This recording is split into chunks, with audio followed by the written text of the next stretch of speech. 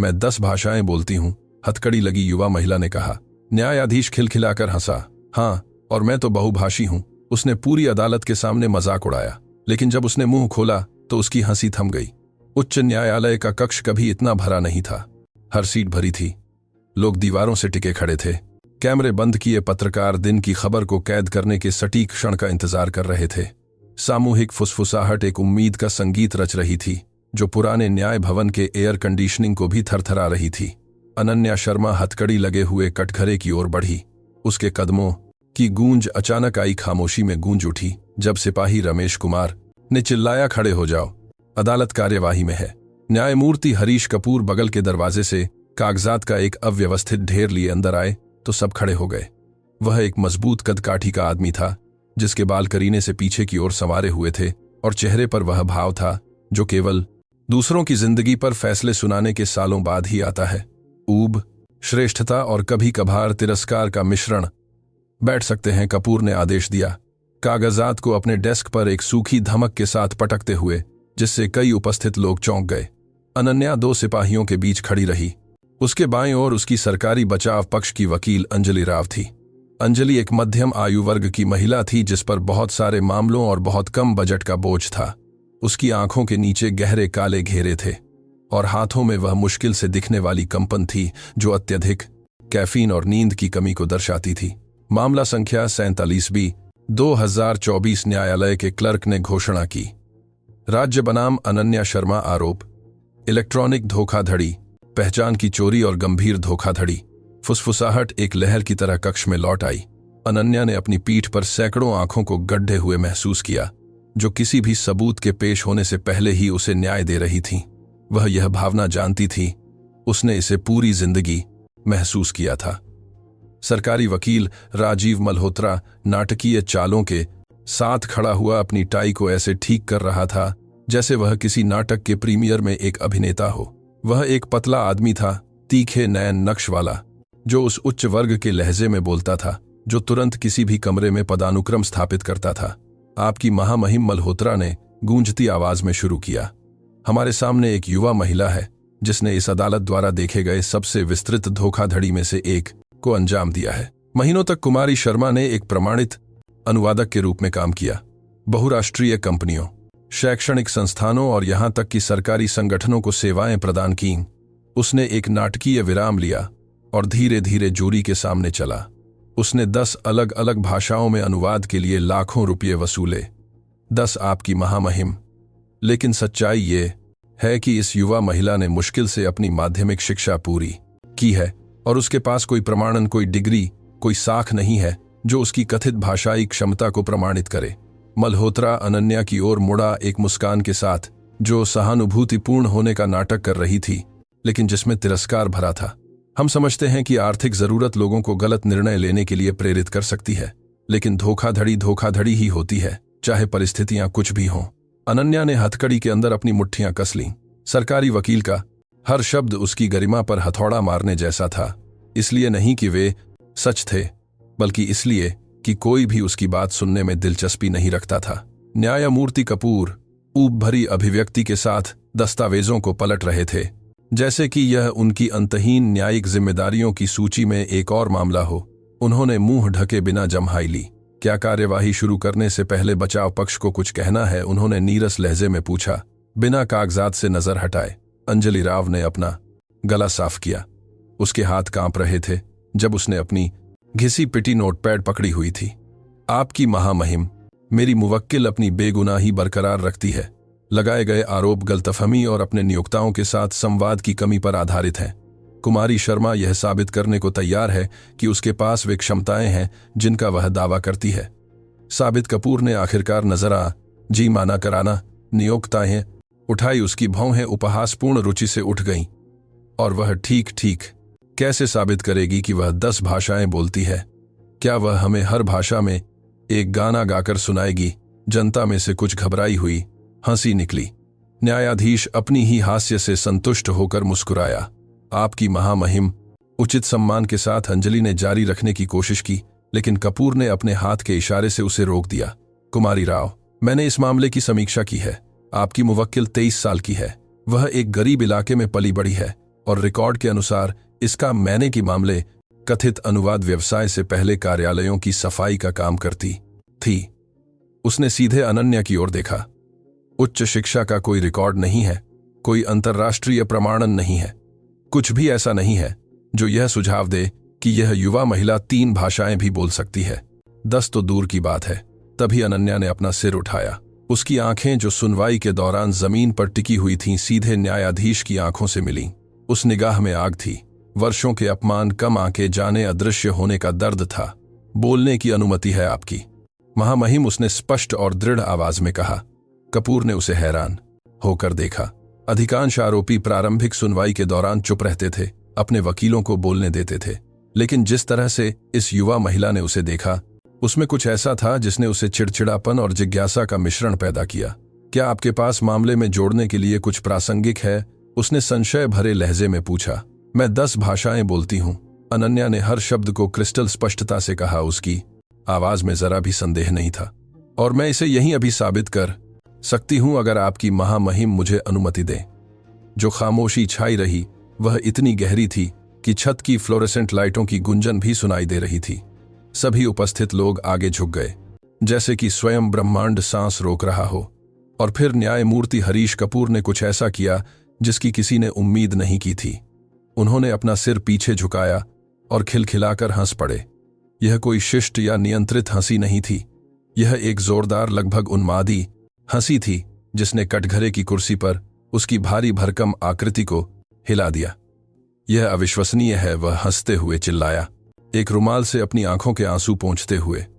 आरोपी हमें यह साबित करना चाहती है कि वह मेरी अदालत में 10 भाषाएं बोलती है। अन्य हंसी भी न्यायाधीश की हंसी में शामिल हो गईं। सरकारी वकील मल्होत्रा चौड़ी मुस्कान के साथ अविश्वास में सिर हिला रहा था।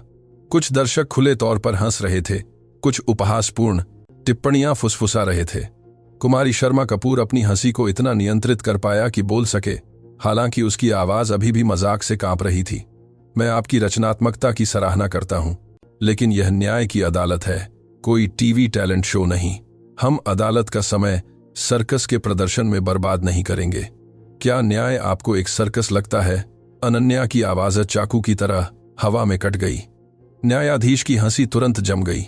उसकी आंखें सिकुड़ गईं और एक पल के लिए कक्ष में एक खतरनाक खामोशी छा गई। माफ कीजिएगा, उसकी आवाज एक धमकी भरे लहजे में नीचे आ गई। अनन्या एक कदम आगे बढ़ी। अंजलि राव द्वारा उसकी बाह पर चेतावनीपूर्ण खिंचाव को नजरअंदाज करते हुए पूरे सम्मान के साथ, आपकी महामहिम, आपने मुझे सुने बिना मुझ पर हंसा है। आपने मुझे अपना बचाव प्रस्तुत करने की अनुमति दिए बिना ही मुझे न्याय दे दिया है। अगर यह सर्कस नहीं है तो मुझे नहीं पता कि क्या है। सिपाही रमेश कुमार आगे बढ़ा। अगर स्थिति बढ़ती तो हस्तक्षेप करने के लिए तैयार था, लेकिन न्यायाधीश ने उसे रोकने के लिए हाथ उठाया। कपूर आगे झुका, अपनी कोहनियों को डेस्क पर टिकाते हुए। आप में हिम्मत है कुमारी शर्मा, यह मैं मानता हूं, लेकिन हिम्मत आपको आपके खिलाफ सबूतों से नहीं बचाएगी। सबूत झूठ बोलते हैं, अनन्या ने जवाब दिया। या यूं कहें, जिन लोगों ने उनकी व्याख्या की उन्होंने झूठ बोला, क्योंकि उन्होंने कभी यह जांचने की जहमत नहीं उठाई कि मैं वास्तव में वह कर सकती थी जो मैंने कहा था। और हम ऐसा क्यों करेंगे? मल्होत्रा ने अपनी सीट से हस्तक्षेप किया। राज्य को ऐसे व्यक्ति के मनगढ़ंत दावों की जांच करने में संसाधन क्यों खर्च करने चाहिए जो स्पष्ट रूप से अपने कार्यों के परिणामों से बचने की कोशिश कर रहा है, क्योंकि यह आपका कर्तव्य है। अनन्या सरकारी वकील की ओर मुड़ी। उसकी आवाज में ताकत आ रही थी। आपका कर्तव्य सच्चाई की तलाश करना है ना, कि पूर्वाग्रहों के आधार पर दोषी ठहराना? आदेश। कपूर ने अपने हथौड़े से डेस्क पर चोट की। कुमारी शर्मा, आप खतरनाक जमीन पर कदम रख रही हैं। मैं आपको सलाह देता हूं कि अदालत की अवमानना के आरोप लगने से पहले चुप हो जाएं। अनन्या ने गहरी सांस ली। वह अपने दिल को इतनी जोर से धड़कते हुए महसूस कर सकती थी कि उसे लगा कि कक्ष में हर कोई इसे सुन सकता है, लेकिन वह पीछे नहीं हटेगी। नहीं, इस बार वह पूरी जिंदगी पीछे हटती रही थी। आपकी महामहिम, अंजलि राव ने हस्तक्षेप करने की जल्दी की। उसकी आवाज कांप रही थी लेकिन दृढ़ थी। मैं औपचारिक रूप से अनुरोध करती हूं कि मेरी मुवक्किल को अपनी भाषाई क्षमताओं का प्रदर्शन करने की अनुमति दी जाए। अगर वह उन भाषाओं को बोल सकती है जिनका वह दावा करती है तो यह इस मामले की प्रकृति को मौलिक रूप से बदल देगा। कपूर ने उसे अविश्वास और चिड़चिड़ाहट के मिश्रण के साथ देखा। कुमारी राव, क्या आप वास्तव में यह सुझाव दे रही हैं कि हम इस अदालत को भाषा परीक्षा में बदल दें? मैं सुझाव दे रही हूं कि हम अपनी मुवक्किल को उचित रूप से अपना बचाव करने का अवसर दें। अंजलि ने जवाब दिया, साहस का एक ऐसा भंडार खोजते हुए जिसके बारे में उसे पता नहीं था कि उसके पास था। क्या न्याय का यही मतलब नहीं है? न्यायाधीश अपनी कुर्सी पर पीछे की ओर झुक गया, जो उसके वजह के नीचे चरमरा उठी। उसने लंबे समय तक अनन्या की ओर देखा। उसकी आंखें उसे ऐसे आंक रही थीं जैसे वह एक पहेली हो जिसे वह हल नहीं कर सकता था। इस युवा महिला में कुछ ऐसा था जिसने उसे असहज कर दिया था। यह केवल उसकी हिम्मत नहीं थी, यह उसकी आंखों में पूर्ण निश्चितता थी। ठीक है, उसने आखिरकार कहा, कक्ष में सभी को आश्चर्यचकित करते हुए, मैं तुम्हें सार्वजनिक रूप से हास्यास्पद बनाने का मौका दूंगा, लेकिन जब तुम असफल हो जाओगी और तुम असफल हो जाओगी तो मैं तुम्हारी पहले से ही लंबी कानूनी समस्याओं की सूची में अदालत की अवमानना और न्याय में बाधा डालने के आरोप जोड़ दूंगा। उसने अपने क्लर्क की ओर मुड़ा। राज्य विश्वविद्यालय के परेशान करता है, भाषा विभाग से संपर्क करें।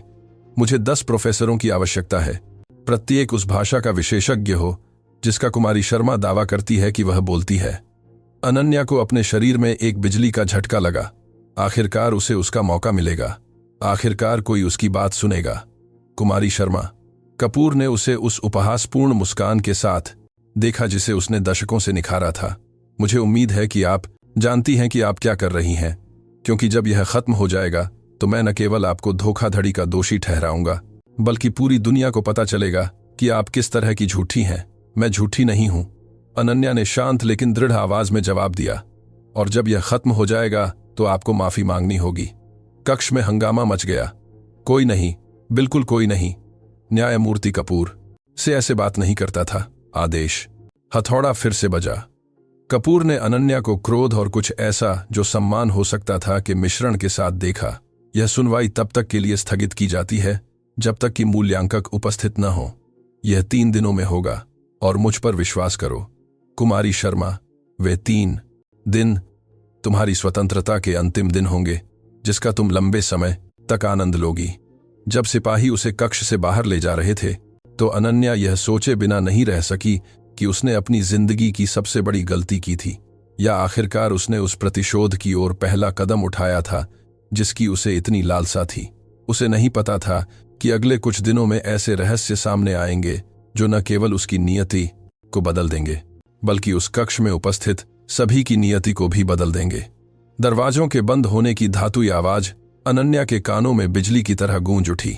नया सवेरा अस्थायी हिरासत केंद्र एक 3 मंजिला इमारत थी जिसमें औद्योगिक कीटाणुनाशक की गंध मानव निराशा के साथ मिली हुई थी। सफेद दीवारें कोनों में उखड़ी हुई छोटी सलाखों वाली खिड़कियों से अंदर आने वाली सारी प्राकृतिक रोशनी को सोखती हुई लग रही थी। अनन्या 2 अधिकारियों के साथ गलियारे में चल रही थी। उसकी हथकड़ियां हटा दी गई थीं, लेकिन दमन की भावना बनी हुई थी, अब अदृश्य लेकिन किसी भी धातु से अधिक भारी। अन्य कैदी अपनी कोठरियों से उसे देख रहे थे, कुछ जिज्ञासा से, कुछ उस खाली निगाह से जो केवल लंबे समय तक कैद रहने से ही पैदा होती है। कोठरी 47। सिपाही प्रिया शर्मा ने घोषणा की। एक युवा महिला पेशेवर लेकिन क्रूर अभिव्यक्ति के साथ उसने धातु का दरवाजा एक कर्कश आवाज के साथ खोला जो पूरे गलियारे में गूंज उठी। तुम्हारी एक साथी है, मुझे उम्मीद है कि तुम दोनों साथ रहोगे। अनन्या अंदर गई और दरवाजा उसके पीछे एक निश्चित धमक के साथ बंद हो गया जिससे वह कांप उठी।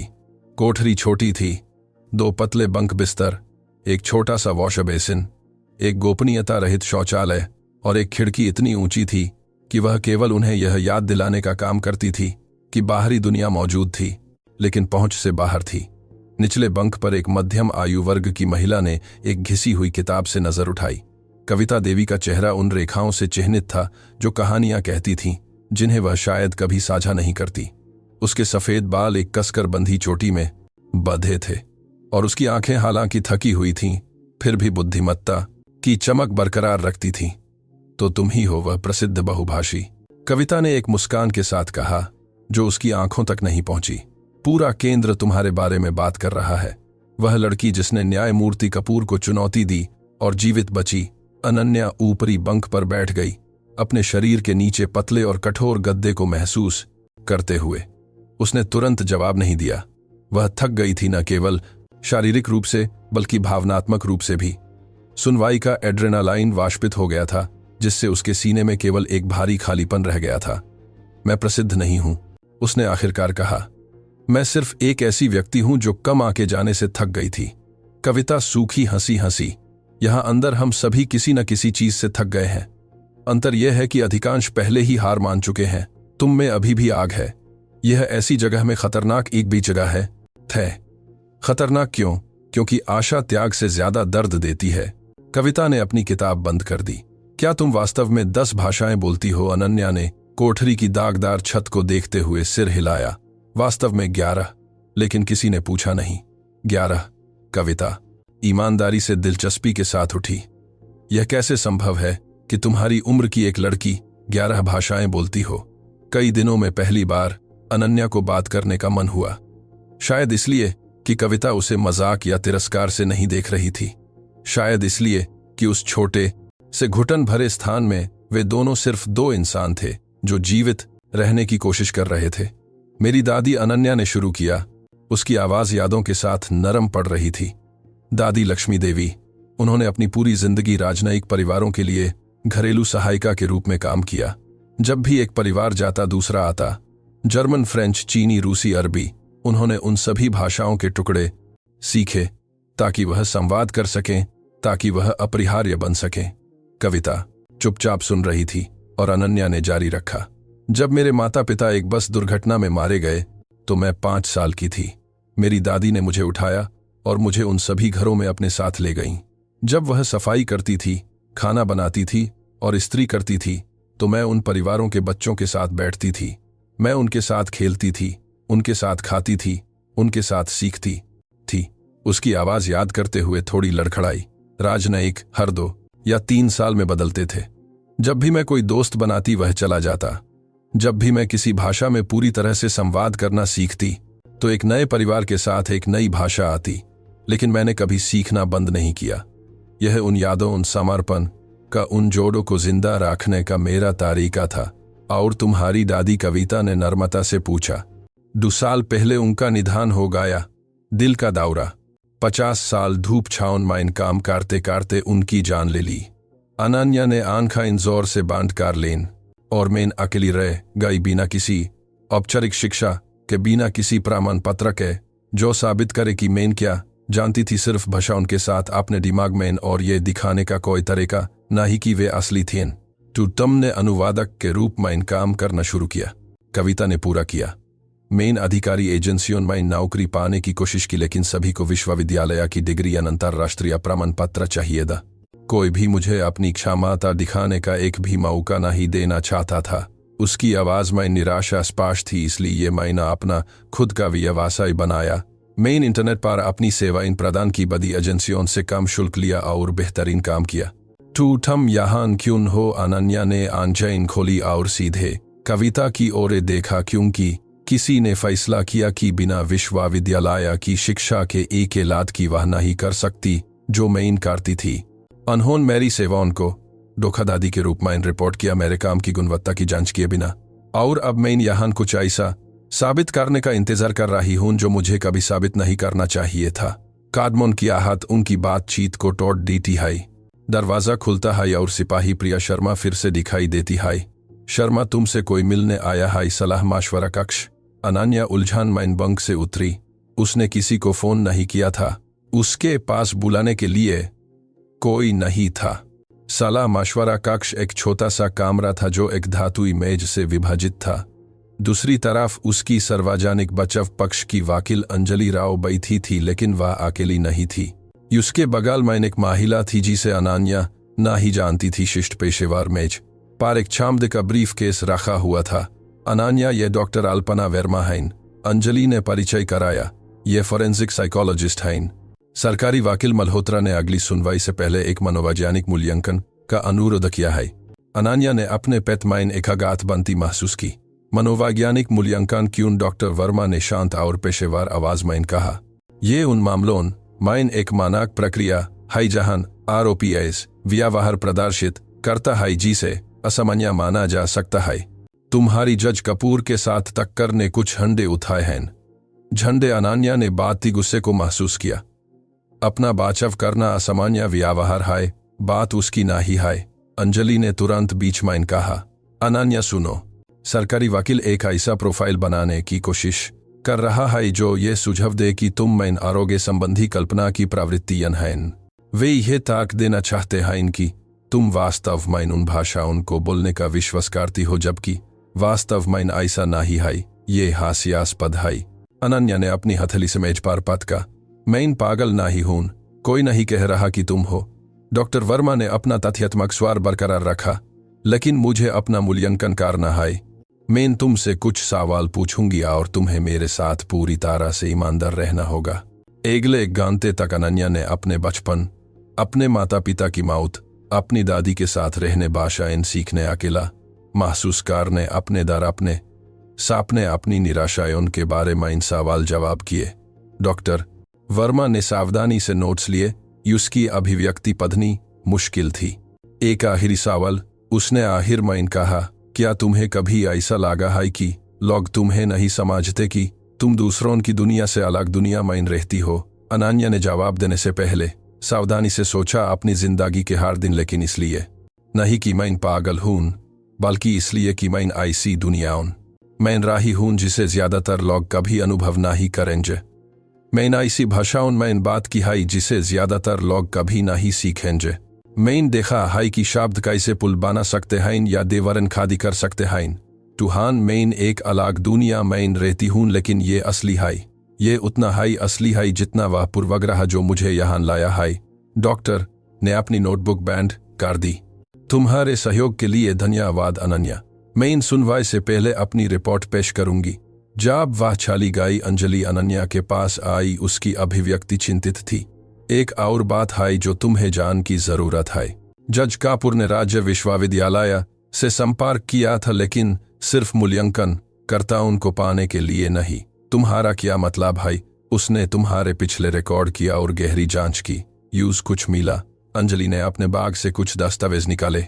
सालों पहले जब तुम 17 की थी, तुमने अंतर्राष्ट्रीय भाषा अकेडमी में स्कॉलरशिप के लिए आवेदन किया था, याद है? अनन्या ने धीरे धीरे सिर हिलाया। उन्होंने मुझे रिजेक्ट कर दिया था। उन्होंने कहा था कि मेरा आवेदन अव्यावहारिक है क्योंकि मैं अपनी उम्र के हिसाब से बहुत ज्यादातर भाषाएं बोलने का दावा करती थी। बिल्कुल। और कपूर इसका उपयोग इस बात के सबूत के रूप में कर रहा है कि तुम सालों से अपनी क्षमताओं के बारे में झूठ बोल रही हो। वह तर्क देता है कि यह धोखाधड़ी व व्यवहार का एक पैटर्न है। कमरा अनन्या के चारों ओर सिकुड़ता हुआ लग रहा था। हर बार जब वह आगे बढ़ने की कोशिश करती तो सिस्टम यूज पीछे दाखिल देता। अपनी योग्यता साबित करने का हर प्रयास उसके खिलाफ एक और साबुत बन जाता। क्या और कुछ है? उसने जवाब से डरते ही पूछा। अंजलि ने आगे बढ़ने से पहले संकोच किया। जो मूल्यांकन करता आएंगे। कपूर ने खास तौर पर सबसे सख्त प्रोफेसरों को बुलाया है जो अत्यधिक कठोर होने के लिए जाने जाते हैं। वे तुम्हें एक उचित मौका देने नहीं आ रहे हैं अनन्या। वे तुम्हें तुकदे करने आ रहे हैं। जो खामोशी छाई रही वह दावा देने वाली थी।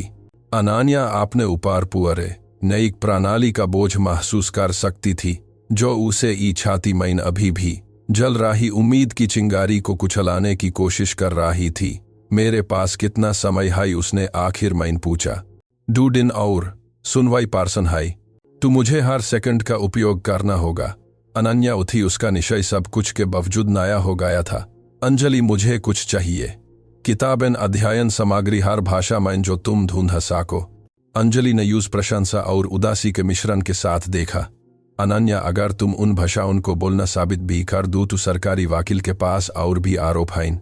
जिन ग्राहकों ने धोखाधड़ी की रिपोर्ट की थी, गलत अनुवाद की शिकायतें। गलत अनुवाद? अनन्या ने यूज बीच में रोका। कौन से गलत अनुवाद? 3 ग्राहक हैं जो दावा करते हैं कि तुम्हारे द्वारा किए गए अनुवादों में गंभीर गलतियां थीं जिनसे उन्हें पैसे और प्रतिष्ठा का नुकसान हुआ। अनन्या को लगा जैसे यूसपेट में हुसा मारा गया हो। ये असंभव है। मैं हर अनुवाद को 3 बार जानती थी। मैं सावधान थी। मैं कभी कभी भी गंभीर गलतियों वाला कुछ नहीं दिया होता।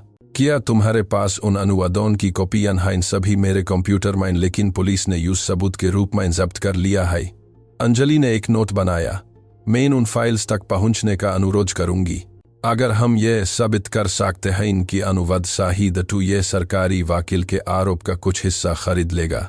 जब अनन्या अपनी कोठरी में वापस आई, कविता यूस जिज्ञासा भारी अभिव्यक्ति के साथ इंतजार कर रही थी। बुरी खबर और बुरी होती जा रही है। अनन्या अपने बंक पर बैठ गई। मुझे न सिर्फ 10 भाषा उनको साबित करना है उन प्रोफेसर उनके सामने जिन्होंने पहले हाई फैसला कर लिया है कि मैं इन झूठ बोल रही हूँ, बल्कि मुझे यह भी साबित करना है कि जिन अनुवादों को मैं जानती हूँ कि मैं सही किया था उनमें कोई गलती नहीं है और खुद को एक मनोवैज्ञानिक मूल्यांकन से बखाना है जो शायद मुझे डिल्यूजनल दिखाएगा। कविता ने धीरे से सीटी बजाई। जब तुमने कहा था कि तुम मैन आग हाई तो मैं मजाक नहीं कर रही थी। लेकिन अनन्या, क्या तुम पक्का जानती हो कि तुम इस सब के साथ आगे बढ़ना चाहती हो? क्या तुम एक समझौता स्वीकार करोगी, एक छोटी साझा काटोगी अपनी जिंदगी के साथ आगे बढ़ने और हार मानने के लिए? अनन्या ने छात को देखा। ये स्वीकार करना कि दुनिया सही है और मैं गलत हूं मैं नहीं कर सकती कविता। अगर मैं अब हार मान लेती हूं तो मैं अपनी दादी को धोखा दे रही होंगी, उन सालों के सीखने को, उन सभी लड़कियों को जिनमें प्रतिभा है लेकिन उनके पास यू साबित करने के लिए कागज नहीं है। तू आराम करो। कविता ने कोठरी की रोशनी बुझा दी। क्योंकि 2 दिन में तुम्हें अपनी हर एक ताकत की जरूरत होगी। अंधेर में अनन्या ने अपनी आंखें बंद कर लीं लेकिन वह सुन नहीं सकी। उसका दिमाग शब्दकोश, व्याकरण हर उस भाषा के मुहावरे दोहराया जो उसने सीखी थी, लेकिन उसे से भी ज्यादा वह उन सभी बार के बारे में सोच रही थी जब यूज का आंखा गाया था, नजरअंदाज किया गया था, खारिज किया गया था। दुनिया यह देखने वाली थी कि वह क्या कर सकती थी। यूज बास इतनी हाई उम्मीद थी कि यह काफी होगा। हिरासत केंद्र में सुबह की रोशनी उस गहरी खामोशी के साथ आई जो सिर्फ ऐसी जगहों पर मौजूद होती है जहां आजादी एक डोर की याद हो। अनन्या सोई नहीं थी। उसकी आंखें थकान से जल रही थीं लेकिन उसका दिमाग मैंडरिन, अरबी, जर्मन, फ्रेंच, माइन क्रियाओं, व्याकरण, संरचनाओं, मुहावरेदार अभिव्यक्तियों को अभी भी प्रस्करण कर रहा था। कविता नीचे वाले बंक पर धीरे धीरे खर्राते ले रही थी। इतनी अनिश्चितता के बीच एक आरामदायक आवाज। अनन्या ने पूरी रात धीमी आवाज में शब्द फुसफुसाए। हर भाषा एक नादी की तरह बह रही थी जो यूएस की स्मृति के सागर में मिल जाती थी। कदमों की आहट ने उसकी एकाग्रता को तो दिया। नाश्ते के लिए बहुत जल्दी था। धातुई दरवाजा खुला और सिपाही प्रिया शर्मा गंभीर अभिव्यक्ति के साथ दिखाई दी। शर्मा, तुमसे कोई मिलने आया है। सलाह मशवरा कक्ष। अब कविता झटके से जाग गई। इस समय सुबह से पहले कौन मिलने आता है? अनन्या अपने बंक से उतरी। दिल तेजी से धड़कने लगा। वह शर्मा के पीछे खाली गलियारों में छालने लगी। उसके कदमों की गूंज युद्ध के दौल की तरह गुनगुना रही थी। जब वे सलाह मशवरा कक्ष में पहुंचे तो अनन्या के चेहरे पर हैरानी साफ दिखाई दे रही थी।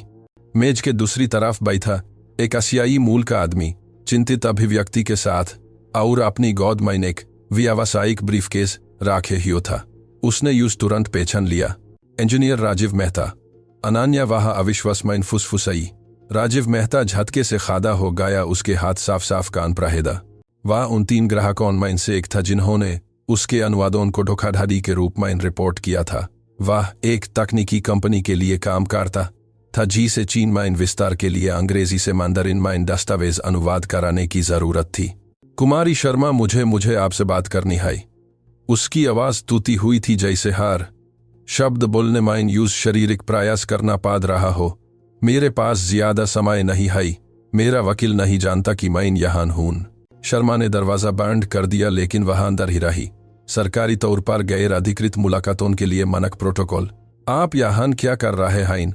अनन्या धीरे धीरे बैठ गई। इस अविश्वसनीय स्थिति को समझने की कोशिश करते हुए मेहता ने अपने चेहरे पर हाथ फेरे और अनन्या ने गहरी आंखों के नीच के काले घेरे उसके कंधों में तनव देखा। मैं आपको सच बताने आया हूं, वह सच जो मुझे शुरू से ही कहना चाहिए था।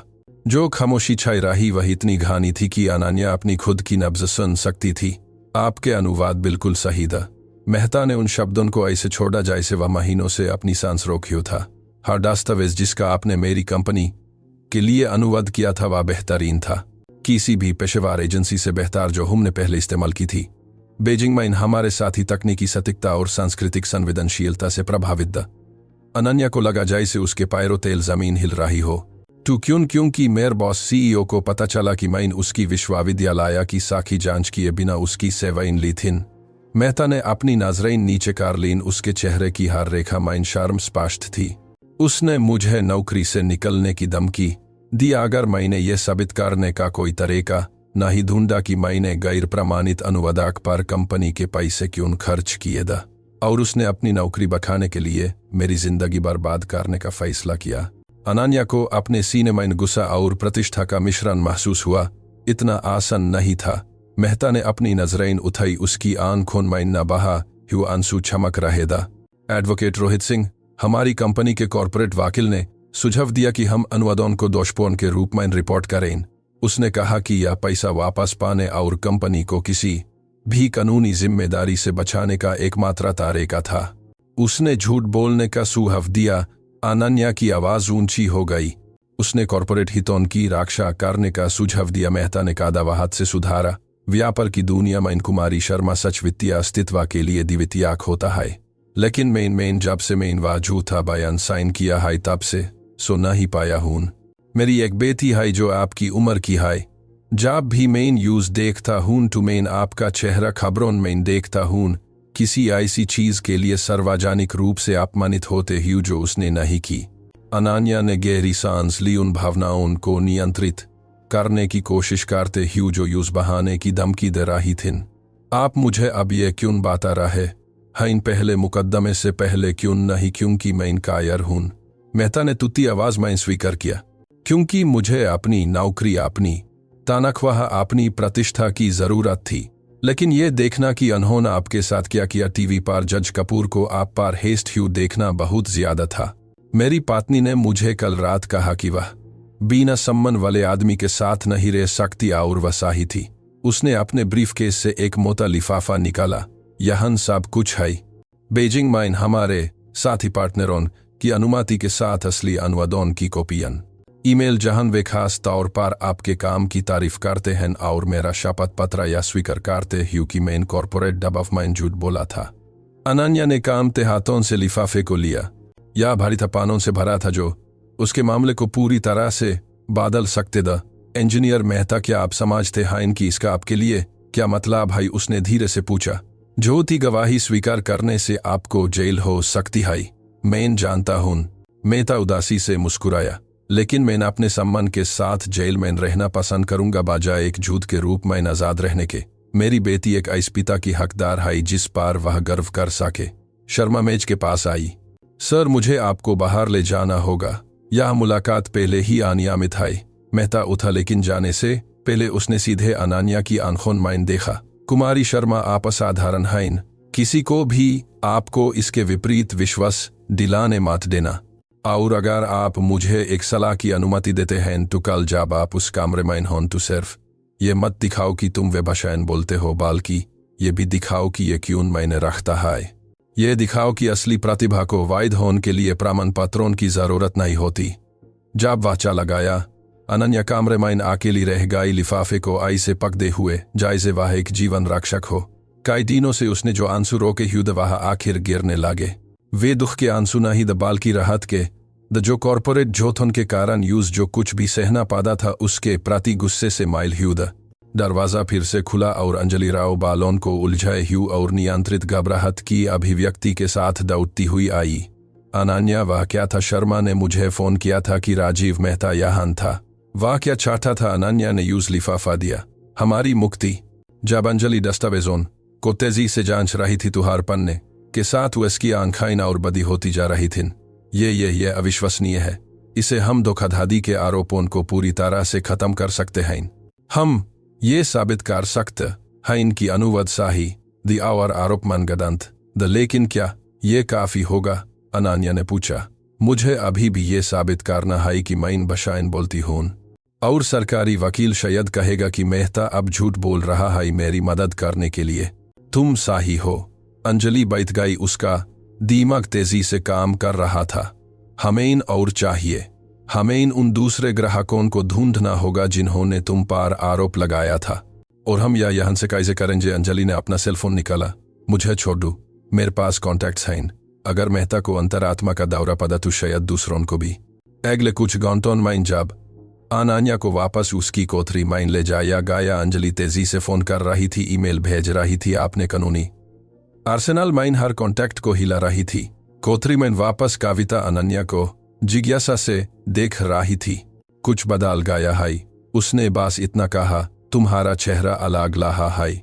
मेरे आरोप लगाने वालों में से एक ने आकर कन्फेस किया कि उसने झूठ बोला था। अनन्या अपने बंक पर बैठ गई, अभी भी सब कुछ प्रोसेस कर रही थी। पता चला कि मेरे अनुवाद बिल्कुल सही था। मुझे कॉर्पोरेट हितों की रक्षा के लिए झूठा आरोप लगाया गया था। कविता धीमी आवाज में सीटी बजाई। सिस्टम खुद को बचा रहा है, हमेशा की कहानी। लेकिन इस बार किसी में सच बोलने की हिम्मत थी। अनन्या ने छोटी ऊंची खिड़की से बाहर देखा। उसने मेरा नाम साफ करने के लिए सब कुछ दाव पर लगा दिया। और क्या ये तुम्हें उम्मीद देता है? मुझे उम्मीद से भी ज्यादा देता है। यह इस बात का सबूत देता है कि मैं पागल नहीं हूं, कि मैं गलत नहीं हूं, कि दुनिया मेरे बारे में गलत है। एक धातुई आवाज गलियारे में गूंज उठी। यह चलने वाली लाइब्रेरी का समय था। एक ट्रॉली जो हफ्ते में 2 बार कैदियों के लिए किताबें लेकर आती थी। एक युवा महिला ट्रॉली को धकेल रही थी, हर कोठरी पर रुकती थी। जब वह कोठरी 47 पर पहुंची, अनन्या ने यूं पहचान लिया। यह सोफिया कुमारी थी, एक लगभग 19 साल की लड़की जिसे उसने भोजनालय में देखा था। उसकी आंखें बुद्धिमान थीं और उस उदासी के साथ थी जो उन लोगों में होती है जिन्होंने बहुत कम उम्र में बहुत कुछ देखा हो। कोई किताब चाहिए? सोफिया ने धीमी आवाज में पूछा। क्या तुम्हारे पास विदेशी भाषाओं में कुछ है? अनन्या ने उम्मीद से पूछा। सोफिया की आंखें चमक उठीं। क्या तुम वह लड़की हो जो 10 भाषाएं बोलना साबित करने वाली है? वास्तव में 11। मेरे पास तुम्हारे लिए कुछ है। सोफिया ने घबराहट में गलियारे के दोनों ओर देखा, फिर कागज में लपेटा हुआ एक पैकेट निकाला। तुम्हारे वकील ने मुझे या तुम्हारे लिए लाने को कहा था। मुझे नहीं करना चाहिए, लेकिन खैर मैं दूसरे मौकों में विश्वास करती हूँ। अनन्या ने पैकेट खोला और उसमें मंdarin, अरबी, रूसी, जर्मन, फ्रेंच और पोर्चुगीज में शाह किताबें मिलीं। वे आम किताबें नहीं थीं बल्कि जटिल तकनीकी कानूनी ग्रंथ द। तुम्हारे वकील ने कहा था कि इनके साथ अभ्यास करो, सोफिया ने फुसफुसाया। प्रोफेसर्स कल तुम्हें तकनीकी विशेषज्ञता वाले शब्दों से फंसाने की कोशिश करेंगे। तुम्हें कैसे पता? क्योंकि उनमें से एक प्रोफेसर आनंद वर्मा कुछ दिन पहले यहाँ एक कानूनी सलाह मशवरा के लिए आए थे। मैं उन्हें डायरेक्टर के साथ एक एज इम्पोस्टर को बेनकाब करने के बारे में बात करते हुए सुना, जो असंभव भाषाई क्षमताओं का दावा करता था। अनन्या का खून ठंडा हो गया। किया उसने और कुछ कहा? उसने कहा कि उसने हर भाषा में विशेष तकनीकी ग्रंथ तैयार किए हैं, चिकित्सा, कानूनी, वैज्ञानिक, शब्दकोश, ऐसी चीजें जो सिर्फ सालों के औपचारिक विश्वविद्यालय अध्ययन वाले लोग ही जान सकते हैं। कविता अपने बंक पर उठी। यह चीटिंग है। वे एक ऐसी परीक्षा तैयार कर रहे हैं जो तुम्हें फेल करने के लिए बनी है। यह चीटिंग नहीं है अगर उन्होंने कभी न्यायिक होने का वादा नहीं किया। अनन्या ने पहली किताब खोली, यूसे की आंखें मंdarin में पनों पर दौड़ने लगीं। लेकिन मैं सीख सकती हूँ। मैं हमेशा सीख सकती हूँ। तुम्हारे पास 24 घंटे से भी कम समय है, सोफिया ने इशारा किया। तुम एक दिन में 6 भाषाओं में तकनीकी शब्दकोश कैसे याद करोगी? अनन्या ने यूजस जिद्दी निश्चय के साथ देखा जो उसने अपनी पूरी जिंदगी जिंदा रखा था, उस तरह से जिस तरह से मैं सब कुछ किया है बिना हार माने। जब सोफिया चली गई, कविता ने अनन्या को एक के बाद एक किताब खोलते हुए देखा। उसकी एकाग्रता पूरी थी। तुम्हारी सबसे प्रभावशाली बात क्या है? कविता ने लंबी खामोशी के बाद कहा। या नहीं कि तुम भाषाएं बोलती हो, या है कि तुम हार को कभी एक विकल्प के रूप में स्वीकार नहीं करती हो। मेरी दादी कहती थीं, दुनिया तुम्हें 1000 बार कहेगी कि तुम नहीं कर सकते, तुम्हें सिर्फ एक बार साबित करना है कि तुम कर सकते हो। अनन्या ने बाकी दिन और पूरी रात उन किताबों में डुबा दी। उसने मुश्किल से खाया, मुश्किल से हिली। कविता यूज पानी लाती थी, यूज सांस लेने की याद दिलाती थी, लेकिन अनन्या एक दूसरी दुनिया में थी, शब्दों, अर्थों, भाषाई संबंधों की दुनिया में। जब भोर की पहली रोशनी ऊंची खिड़की से अंदर आने लगी, अनन्या ने आखिरी किताब बंद कर दी। उसकी आंखें लाल थीं, उसका शरीर थकान से कांप रहा था, लेकिन उसकी अभिव्यक्ति में कुछ अलग था। तैयार? कविता ने पूछा। तैयार, अनन्या ने जवाब दिया। शर्मा जल्दी आई। शर्मा समय हो गया है, तुम्हारी वकील इंतजार कर रही है। आज का दिन है। जब वह गलियारों से निकलने की ओर चल रही थी तो दूसरे कैदियों ने अपनी कोठरियों के दरवाजों पर दस्तक देना शुरू कर दिया। यह कोई धमकी भरी आवाज नहीं थी बल्कि समर्थन की थी। उनमें से कईयों ने उसकी कहानी सुनी थी। उनमें से कईयों को इस बात पर न्याय दिया गया था कि सिस्टम उन्हें क्या मानता था बजाय इसके कि वे वास्तव में क्या था। उन्हीं दिखाओ, किसी ने चिल्लाया। उन्हें तुम्हें कुचलने में दो एक और आवाज मिली। अनन्या को अपने शरीर में एक अनोखी ऊर्जा महसूस हुई। वह अकेली नहीं थी, वह कभी अकेली नहीं थी। धातुई दरवाजों के पीछे के वे सभी गुमनाम चेहरे इस बात की याद दिलेद की उसके जैसी और भी लोग जो अपनी सच्चाई साबित करने के मौके का इंतजार कर रहे थे। अंजलि उसका प्रतीक्षा कर रही थी प्रोसेसिंग एरिया में कुछ अनपेक्षित के साथ एक सूटकेस। ये क्या है? अनन्या ने पूछा। तुम्हारा भविष्य अगर साफ दिख रहा तो। अंजलि ने सूटकेस खोला, एक पेशेवर सूट दिखाते हुए। तुम उस कमरे में एक आरोपी के रूप में नहीं जाओगी, तुम उस पेशेवर के रूप में जाओगी जो तुम हो। जब अनन्या कांपते बादल रही थी, अंजलि ने यूज आखिरी खबरें दी। मैं दूसरे ग्राहक को ढूंढ लिया। वह गवाही देने को तैयार है कि उसका आरोप भी झूठा था। तीसरा अभी भी जवाब नहीं दे रहा है, लेकिन 3 महीने से उचित संदेह पैदा करने के लिए काफी है। और मनोवैज्ञानिक मूल्यांकन। अंजलि ने मुंह बनाया। डॉक्टर वर्मा ने अपनी रिपोर्ट पेश की है। यह मिश्रित है। यह नहीं कहता कि तुम पागल हो, लेकिन यह तुम्हें पूरी तरह से बचाव भी नहीं करता। यह सुझाव देता है कि तुम में असामान्य व्यक्तित्व है जिसमें इन स्व अध्ययन से प्राप्त क्षमताओं में अत्यधिक विश्वास है। या सिर्फ या कि इनका एक शिष्ट तरीका है कि वे मुझ पर विश्वास नहीं करते। बिल्कुल, इसलिए तुम्हें आज परफेक्ट होने की जरूरत है। सिर्फ आखी ना ही परफेक्ट। परिवहन वाहन उन्हें अदालत ले गया। इमारत सुबह की रोशनी में अलग दिख रही थी और प्रभावशाली और भयावह के रोमन कोलिसियम की तरह, जहां ग्लैडिएटर्स अपनी जिंदगी के लिए लड़ते थे। लेकिन अनन्या वह व्यक्ति नहीं थी जो कुछ दिन पहले वहां आई थी। अब उसके पास सबूत थी, उसके पास साथी थी और सबसे महत्वपूर्ण उसके पास सच्चाई थी। अदालत का कमरा पहली बार से भी ज्यादा भरा हुआ था। खबरों के कैमरा हर अनुमात कोने में भरे हुए थे। पत्रकार आपस में फुसफुसाते दी और पहली पंक्ति में राज्य विश्वविद्यालय के 10 प्रोफेसर्स उन अभिव्यक्तियों के साथ इंतजार कर रहे थे जो जिज्ञासा से लेकर खुले तिरस्कार तक थे। जज कपूर हमेशा की तरह उसी घमंड के साथ अंदर आइए, लेकिन जब उनकी नजर अनन्या से मिली तो उनकी आंखों में कुछ बदल गया। शायद वह पहचान रहे थे कि यह वह आसन जीत नहीं होगी जिसकी उन्होंने उम्मीद की थी। तमाशा शुरू किया जाए, उन्होंने अपने हथौड़े से थूकते हुए फुसफुसाया। और इस तरह वह दिन शुरू हुआ जिसने सब कुछ बदल दिया। जज कपूर का हथौड़ा भीड़ भारे कमरे में एक गोली की तरह गूंजा। सम्मिलित फुसफुसाहट तुरंत शांत हो गई। उसकी जगह इतना घना तनाव आई गया कि हवा भी उम्मीद से कांप रही थी। कक्ष में शांति कपूर ने उन शब्दों को उस आधिकारिक स्वर में कहा जिसे उसने कतगारे में दशक उनसे निखारा था। उसकी आंखें भीड़ पर घूमती रहीं। उसे पहले कि वे कतगारे के सामने एक कास पंक्ति में बैठे 10 प्रोफेसर उन पर टिक गए।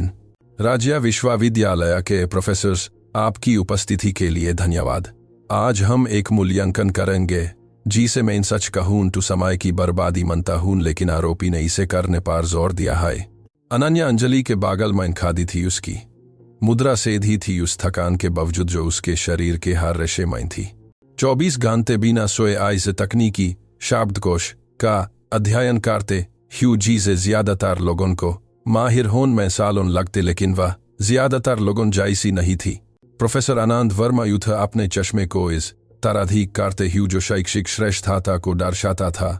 वह एक पातले शरीर का आदमी था, काले बाल जेल से पीछे की ओर संयमित था, और उसे की अभिव्यक्ति ऐसी थी जो यह मानती थी कि औपचारिक ज्ञान ही एकमात्र वैध ज्ञान है। आपकी महामहिम, उसने स्पष्ट और शैक्षिक आवाज में शुरू किया। मेरे सहयोगियों और मैं कठोर मूल्यांकन की एक श्रृंखला तैयार की है। यह सिर्फ अलग अलग भाषाओं में बात करना नहीं है, बल्कि तकनीकी माहिरता, गहरी सांस्कृतिक समाज और विशेषज्ञता वाले अनुवाद की क्षमता को दर्शाना है। आगे बढ़ो। कपूर ने अपने हाथ से इशारा किया अपनी कुर्सी पर पीछे की और झुकते ह्यू जैसे वह कोई सस्ता जादू का तमाशा देखने वाला हो। वर्मा ने एक मोटी फाइल खोली। कुमारी शर्मा, हम मंdarin से शुरू करेंगे। प्रोफेसर यूकी सिन्हा, जो जापानी माइन विशेषज्ञ हाइन मंdarin माइन भी माहिर हाइन और इस पहले भाग का मूल्यांकन करेंगी। एक मध्यम आयु वर्ग की आसियाई महिला उठी। प्रोफेसर सिन्हा की उपस्थिति शांत थी, लेकिन उनकी निगाहें विश्लेषणात्मक थीं, हर गुजरते सेकंड के साथ अनन्या को छानबीन कर रही थीं। प्रोफेसर ने मंdarin माइन पूरी तरह से बात की अनन्या से एक चिकित्सा पाठ पढ़ने और फिर उसका मतलब स्पेनिश माइन समझाने को कहा। उसने एक दस्तावेज अनन्या को दिया। अनन्या ने कागज लिया। यह हृदय रक्त संचालन प्रक्रियाओं पर एक जटिल चिकित्सा पाठ था जो तकनीकी शब्दों से भरा था, जो किसी भी पेशेवर अनुवादक को पसीने छुड़ा देता। कक्ष में इंसान से थम गए। अनन्या ने 30 सेकंड तक चुपचाप दस्तावेज को पढ़ा, फिर बिना हिचकिचाहट वह मंdarin माइन पूरी तरह से बोलने लगी। उसका उच्चारण निर्दोष था, उसके स्वर प्रिसाइज था। उसने न सिर्फ पाठ पढ़ा बल्कि यूज समझाया भी। मंdarin के कुछ चिकित्सा शब्दों के पश्चिमी अवधारणाओं से कैसे अलग हैं, इस पर सांस्कृतिक संदर्भ जोड़ा। फिर वह बिना रुकावट के स्पेनिश माइन बदल गई, न सिर्फ शब्दों का बल्कि गहरे मतलब का भी अनुवाद करते हुए चिकित्सा संबंधी प्रभावों को इस विस्तार से समझाते हुए कि प्रोफेसर सिन्हा भी दंग रह गई। प्रोफेसर ने मंdarin में वर्मा से कुछ फुसफुसाया, अनन्या के उच्चारण की तारीफ करते हुए कि वह इस व्यक्ति के लिए असंभव है जिसे औपचारिक ट्रेनिंग न मिली हो। मैं जानती हूँ, अनन्या ने उसी भाषा में जवाब दिया, सीधे सिन्हा की ओर देखते हुए। फिर वह स्पेनिश में बदल गई, क्योंकि मैं चेन परिवार से सीखा। वह राजनयिक जो बीजिंग में 6 साल रहे। उनकी छोटी बेटी ने मुझे न सिर्फ भाषा बल्कि गाने, खेल, सोचने के तरीके भी सिखाए। भाषा सिर्फ शब्द नहीं है प्रोफेसर, यह आत्मा है। कक्ष में एक फुसफुसाहट दौड़ गई। पत्रकार मार्को डेल्गाडो अपनी नोटबुक में तेजी से लिख रहा था। यह पत्रकारिता का सोना था। अगली भाषा, वर्मा ने रुद्रता से कहा, जो अभी जो देखा था उसे स्पष्ट रूप से असामान्य महसूस कर रहा था। जर्मन। प्रोफेसर हांस मेहता। मेहता एक भारी भरकम आदमी था, जिसकी दाढ़ी सुनहरी थी और गंभीर, आमतौर पर गर्मान अभिव्यक्ति थी। वह उठा और बैंड गर्मन माइन जानबूझकर जटिल लहे माइन बोला। अनन्या से एक कानूनी अनुबंध के नियम और उसके कानूनी प्रभावों को समझाने को कहा। उसने एक घना कानूनी अनुबंध दिया जो गर्मन कानूनी जार्गन से भरा था, जिसे असली वकील भी चुनौतीपूर्ण पाते। अनन्या ने यूज पढ़ा और फिर से उसका जवाब परफेक्ट से भी ज्यादा था। उसने न सिर्फ अनुवाद किया बल्कि अनुबंध में संभावित कानूनी समस्याओं की पहचान की, भाषाई संदिग्धताओं को इशारा किया जो विवाद पैदा कर सकती थीं, और यह सब जर्मन और स्पेनिश के बीच आसानी से बदलते हुए किया। मेहता यूज आश्चर्य और उलझन के मिश्रण से देख रहा था। उसने जर्मन में पूछा कि उसने यह सब कहाँ सीखा था। अनन्या ने पूरी जर्मन में जवाब दिया, उसे पहले कि वह स्पेनिश में अनुवाद करे। श्नाइडर परिवार से। श्री श्नाइडर एक अंतर्राष्ट्रीय वकील था। उनकी पत्नी मुझे अपने ऑफिस में बैठाती थी जब वह काम करते थे। मैं 10 साल की थी और उनका अनुबंध उनको पाती थी जब वह सोचते थे कि मैं सिर्फ ड्राइंग बना रही हूँ। मैंने सीखा कि कानूनी जर्मन एक ही पजल की तरह है, जहां हर शब्द का एक सही वजन होता है। अंजलि राव आंखों में आंसू लिए देख रही थी। यह उसकी उम्मीद से ज्यादा था। अनन्या न सिर्फ क्षमता दिखा रही थी, वह माहिरता दिखा रही थी। अरबी वर्मा ने लगभग शब्द को थूक दिया। प्रोफेसर अमीरा हुसैन। हुसैन एक शिष्ट महिला थी जिसमें बुद्धिमान और गणनात्मक अभिव्यक्ति थी। वह शास्त्रीय अरबी में बोली। वह भाषा जो धार्मिक और शैक्षिक ग्रंथों में इस्तेमाल होती है जानबूझकर प्रखीन और जटिल। उसने अनन्या से एक धार्मिक पाठ पढ़ने और उसका गहरा दार्शनिक अर्थ समझाने को कहा। यह जटिल दार्शनिक टिप्पणियों वाला पाठ था। अनन्या ने एक पल के लिए अपनी आंखें बंद कर लीं और जब उसने उन्हें खोला तो यूएस की अभिव्यक्ति में कुछ अलग था। वह अरबी में बोलने लगी। उसकी आवाज ने उस भाषा की विशेष मधुर ले को पकड़ लिया जिसे अच्छे से बोला गया था। उसने न सिर्फ पाठ का अनुवाद किया बल्कि व्याख्या की अनेक पुरातन ऐतिहासिक संदर्भों धार्मिक बहसों को समझाया जो उस पैसेज ने सदियों से पैदा की थीं। उसने इस बारे में बात की कि शास्त्रीय अरबी आधुनिक अरबी से कैसे अलग है। हर श्लोक में निहित कविता के बारे में हुसैन खादी हो गई स्पष्ट रूप से प्रभावित थी। यह कैसे संभव है, इसके लिए सालों के धार्मिक अध्ययन की जरूरत है। अल रहमान परिवार। अनन्या ने धीमी आवाज में स्पेनिश में जवाब दिया। पिता इमाम द अनहोन मुझे सिखाया कि अरबी सिर्फ एक भाषा नहीं हा, यह ब्राह्मण को देखने का एक तरीका है कि हर शब्द की जाद इतिहास दूसरे शब्दों से संबंध होता है। यह एक ऐसी भाषा है जो कविता सांस लेती है। जज कपूर अब अपनी कुर्सी पार पीछे नहीं झुक रहा था, वह आगे झुका हुआ था। उसकी अभिव्यक्ति तिरस्कार से कुछ ऐसी हो गई थी जो अनिच्छिक सामन हो सकता था। एक के बाद एक प्रोफेसरों ने अपनी चुनौतियां पेश किन। रूसी प्रोफेसर इगोर वोल्कोव के साथ जिन्होंने यूज शास्त्रीय साहित्य का पाठ करने और जातिल साहित्यिक प्रतीकवाद को समझाने को कहा। फ्रेंच माइन आइज कुलिनरी और विनिकल्चरल टर्मिनोलॉजी के साथ जो इतना विशेषज्ञ था कि सिर्फ एक सोमेलिए या पेशेवर शेफ ही जान सकता था। इटालियन ओपेरा और संगीत के साथ, ब्राजीलियन पोर्चुगीज जातिल का क्षेत्रीय मुहावरों के साथ, जापानीज का लेखन प्रणालियों के साथ, कोरियन जातिल औपचारिकता के स्तरों के साथ, हर बार अनन्या ने न सिर्फ पूरा किया बल्कि अपेक्षाओं से बदकार किया और हर बार उसने वह व्यक्तिगत आयाम जोड़ा, वह सीखने की कहानी जो न सिर्फ तकनीकी ज्ञान बल्कि गहरी समझ और हर भाषा के लिए असली प्रेम को प्रकट करती थी। जब प्रोफेसर वोल्कोव ने यूज शास्त्रीय रूसी साहित्य के एक अंश को समझाने को कहा तो अनन्या ने न सिर्फ शब्दों का अनुवाद किया बल्कि पाठ की उदास आत्मा को भी पकड़ लिया। ऐतिहासिक और भावनात्मक संदर्भ समझाते हुए जिसे सिर्फ रूसी संस्कृति माइन वास्तव माइन डूबा हुआ कोई व्यक्ति ही समझ सकता था। इवानोव परिवार उसने समझाया। श्री इवानोव साहित्य के प्रोफेसर द वह मुझे दोस्तोयेव्स्की पढ़कर सुनाते द जब उनकी पत्नी बोस्ट बनाती थी। मैं 12 साल की थी और कहानियों पर रोती थी।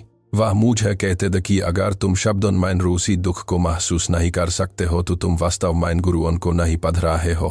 फ्रेंच का मूल्यांकन कर रही प्रोफेसर ने यूज शराब पर एक पाठ दिया जिसमें इतनी विशेषज्ञता वाले शब्द की वह पेशेवर अनुवादकों को भी फाइल करने के लिए बना लगता था। अनन्या ने न सिर्फ हर अंगूर की किस्म हर उल्लेखित शराब काश्तर को पहचाना बल्कि सांस्कृतिक सूक्ष्मताओं को समझाया कि क्यों शराब का वर्णन करने वाले कुछ फ्रेंच शब्दों का स्पेनिश में सही अनुवाद नहीं होता। मिस्टर डुबुआ सोमेलिए द उसने एक पुरानी मुस्कान के साथ समझाया। वाह मुझे शराब सूंघने देते द जब वाह काम करते द कहते द कि शराब की फ्रेंच तराल कविता है। हर शब्द ज़मीन सूर्य समय का आह्वान करता है। यह अनुवाद नहीं होता, यह महसूस होता है। लेकिन फिर वह क्षण आया जिसने सब कुछ बदल दिया। आखिरी भाषा हिब्रू थी। वर्मा जो स्पेनिश के अलावा हिब्रू में भी माहिर था, इस मूल्यांकन के लिए व्यक्तिगत रूप से खादा हुआ। उसने अपना जो वह अपना मास्टर स्ट्रोक मानता था आखिरी के लिए बचा रखा था। कुमारी शर्मा उसने एक ऐसी मुस्कान के साथ कहा जो उसकी आंखों तक नहीं पहुंची। यह आखिरी पाठ खास तौर पर चुनौतीपूर्ण है। यह नीति और न्याय पर एक प्राचीन दार्शनिक ग्रंथ है जो समर्पित विद्वानों के लिए भी अत्यंत जटिल है। उसने दस्तावेज अनन्या को दिया। अनन्या ने पढ़ना शुरू किया और अचानक उसकी अभिव्यक्ति बदल गई। या उलझन या कठिनाई नहीं थी, या पहचान थी। प्रोफेसर वर्मा उसने धीरे धीरे कहा, यह पाठ मैं इस पाठ को जानती हूँ। यह जानती हो? वर्मा ने आत्म संतुष्टि से मुस्कुराया। मुझे बहुत संदेह है कि तुमने प्राचीन हिब्रू दार्शनिक हस्तलिपियों तक पहुंच हासिल की होगी। नहीं हस्तलिपि। अनन्या ने नजर उठाई। उसकी आंखें कुछ खतरनाक से चमक रही थीं। मैं अनुवाद जानती हूँ क्योंकि मैंने इस किया था। कक्ष में जो खामोशी छाई रही वह पूरी थी। यहाँ तक कि वेंटिलेशन सिस्टम भी शांत हो गया लगता था। माफ कीजिए, वर्मा ने पलक झपकाई। अनन्या ने दस्तावेज की ओर इशारा किया। 6 साल पहले जब मैं 17 की थी, मैं स्यूडोनिम के तहत ऑनलाइन अनुवाद सेवा में काम करती थी। एक गुमनाम ग्राहक ने इस दार्शनिक ग्रंथ का प्राचीन हिब्रू से आधुनिक स्पेनिश में अनुवाद का अनुरोध किया था। उसने अच्छा पैसा दिया लेकिन पूरी गुमनामी की मांग की थी। मैंने इस पर 3 हफ्ते काम किया था। हर शब्द हर अवधारणा की जांच की थी। यह मेरे पहले पेशेवर कार्यों में से एक था। वह वर्मा की ओर घूमी। उसकी आवाज में ताकत आ रही थी। और आप प्रोफेसर वर्मा ने 4 साल पहले new interpretations of Hebrew ethical text नामक एक शैक्षिक लेख प्रकाशित किया था। मैंने वह लेख पढ़ा था। आपने मेरा अनुवाद का शब्द ब शब्द उपयोग किया था बिना क्रेडिट दिए। कक्ष में ह्यू हुंगामे ने शोर मचा दिया। वर्मा का चेहरा साफ दिखाई दे रहा था। या एक बेकार आरोप है, उसने हकलाते ह्यू कहा। क्या आपके पास कोई सबूत है? मेरे पास मेरे सभी कारी फाइल हैं। अनन्या ने शांति से जवाब दिया, जिसमें अनुवाद नोट्स, प्रारंभिक संस्करण, ग्राहक के साथ पत्राचार, शामिल हाइन सब कुछ मेरे कंप्यूटर माइन सेव हाई वाही कंप्यूटर जो सबूत के रूप में इन सरकारी वकील के पास है। अंजलि राव उछल कर खादी हो गई। आपकी महामहिम मेन उन डिजिटल फाइल्स तक तुरंत पहुंच का अनुरोध करती हूं। अगर मेरी मुवक्किल जो कह रही है वह सच है तो यह न सिर्फ उसकी क्षमता को साबित करता है बल्कि शैक्षिक साहित्य चोरी को भी प्रकट करता है। सरकारी वकील मल्होत्रा एक फांसे ह्यू जानवर की तरह दिख रहा था। आपकी महामहिम यह एक भटकव है, यह मामले से संबंधित ना ही है। कपूर ने आखिर मैन अपनी आवाज पाए।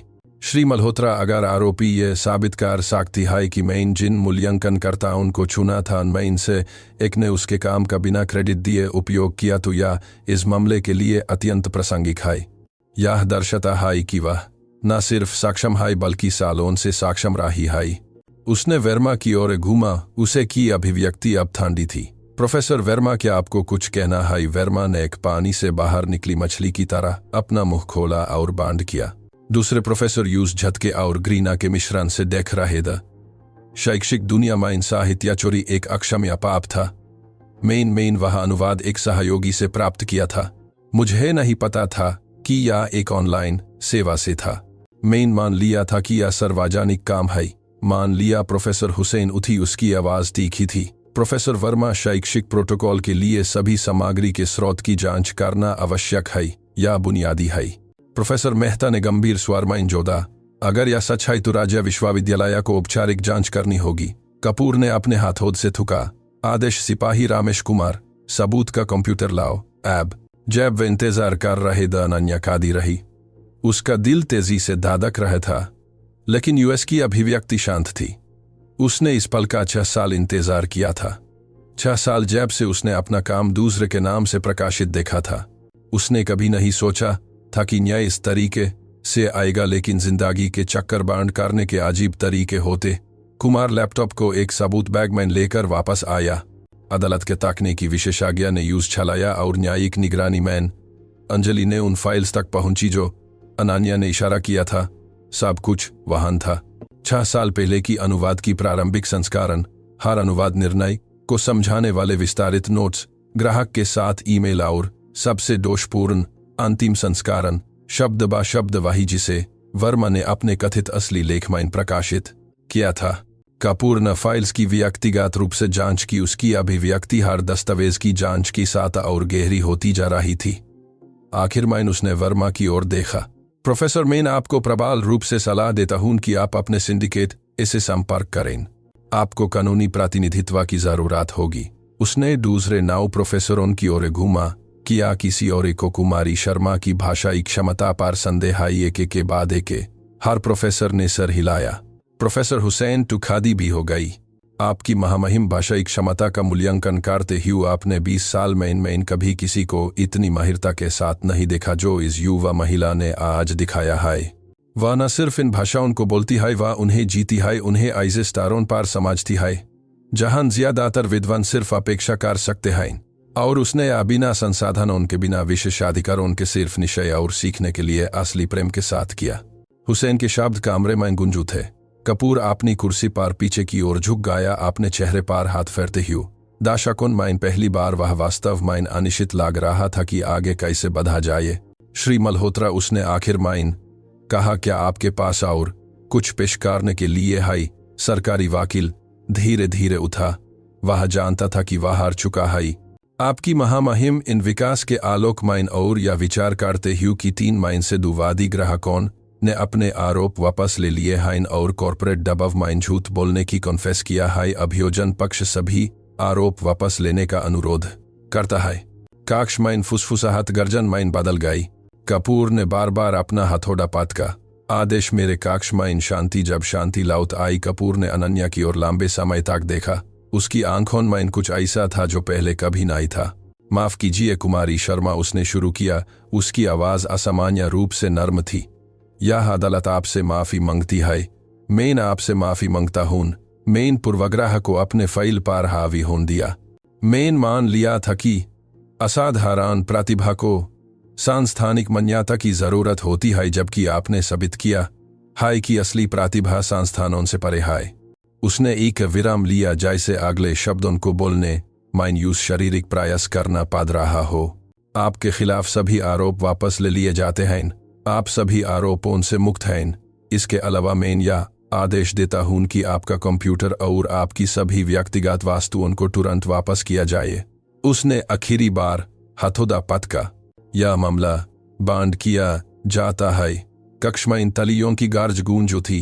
अंजलि अनन्या को गाले लगा रही थी। दोनों रो रहे थे। पत्रकार खबर छपने के लिए बाहर की ओर दौड़ रहे थे। प्रोफेसर्स अनन्या को घेर रहे थे, माफी मांग रहे द नौकरी की पेशकश कर रहे द शैक्षिक अवसर दे रहे द, लेकिन अनन्या सिर्फ एक चीज के बारे में सोच सकती थी। आखिरकार पूरी जिंदगी का मांगे जाने के बाद दुनिया ने उसकी आवाज सुनी थी और उस आवाज ने 11 भाषाओं में बात की थी। नया सवेरा, अस्थायी हिरासत। केंद्र के दरवाजे एक धातुई कर्कश आवाज के साथ खुले जो दिव्य संगीत की तरह लग रही थी। अनन्या ने कई दिनों में अपना पहला कदम एक आजाद महिला के रूप में रखा, जो सालों की तरह महसूस हुए थे। शाम का सूरज उसके बाथ रखा, चेहरे पर इतनी तेजी से पड़ा कि वह लगभग पीछे हट गई। स्वतंत्रता, प्रतिशोध, न्याय। लेकिन बाहर जो दृश्य उसका इंतजार कर रहा था वह शांति नहीं थी जिसकी उसने कल्पना की थी। दर्जनों पत्रकार उस पर टूट पड़े जैसे लहरें तट से टकराती हैं। कैमरे चमक रहे थे, माइक्रोफोन टेंटकल की तरह फैल रहे थे। आवाजें चिल्लाते हुए सवालों में मिल रही थीं जो एक इनकॉम्प्रिहेंसिबल एफ्रा टाफरी बैन गेद। कुमारी शर्मा, आपको कैसा लग रहा है? क्या अनन्या न्यायाधीश कपूर पर मुकदमा करने वाली है?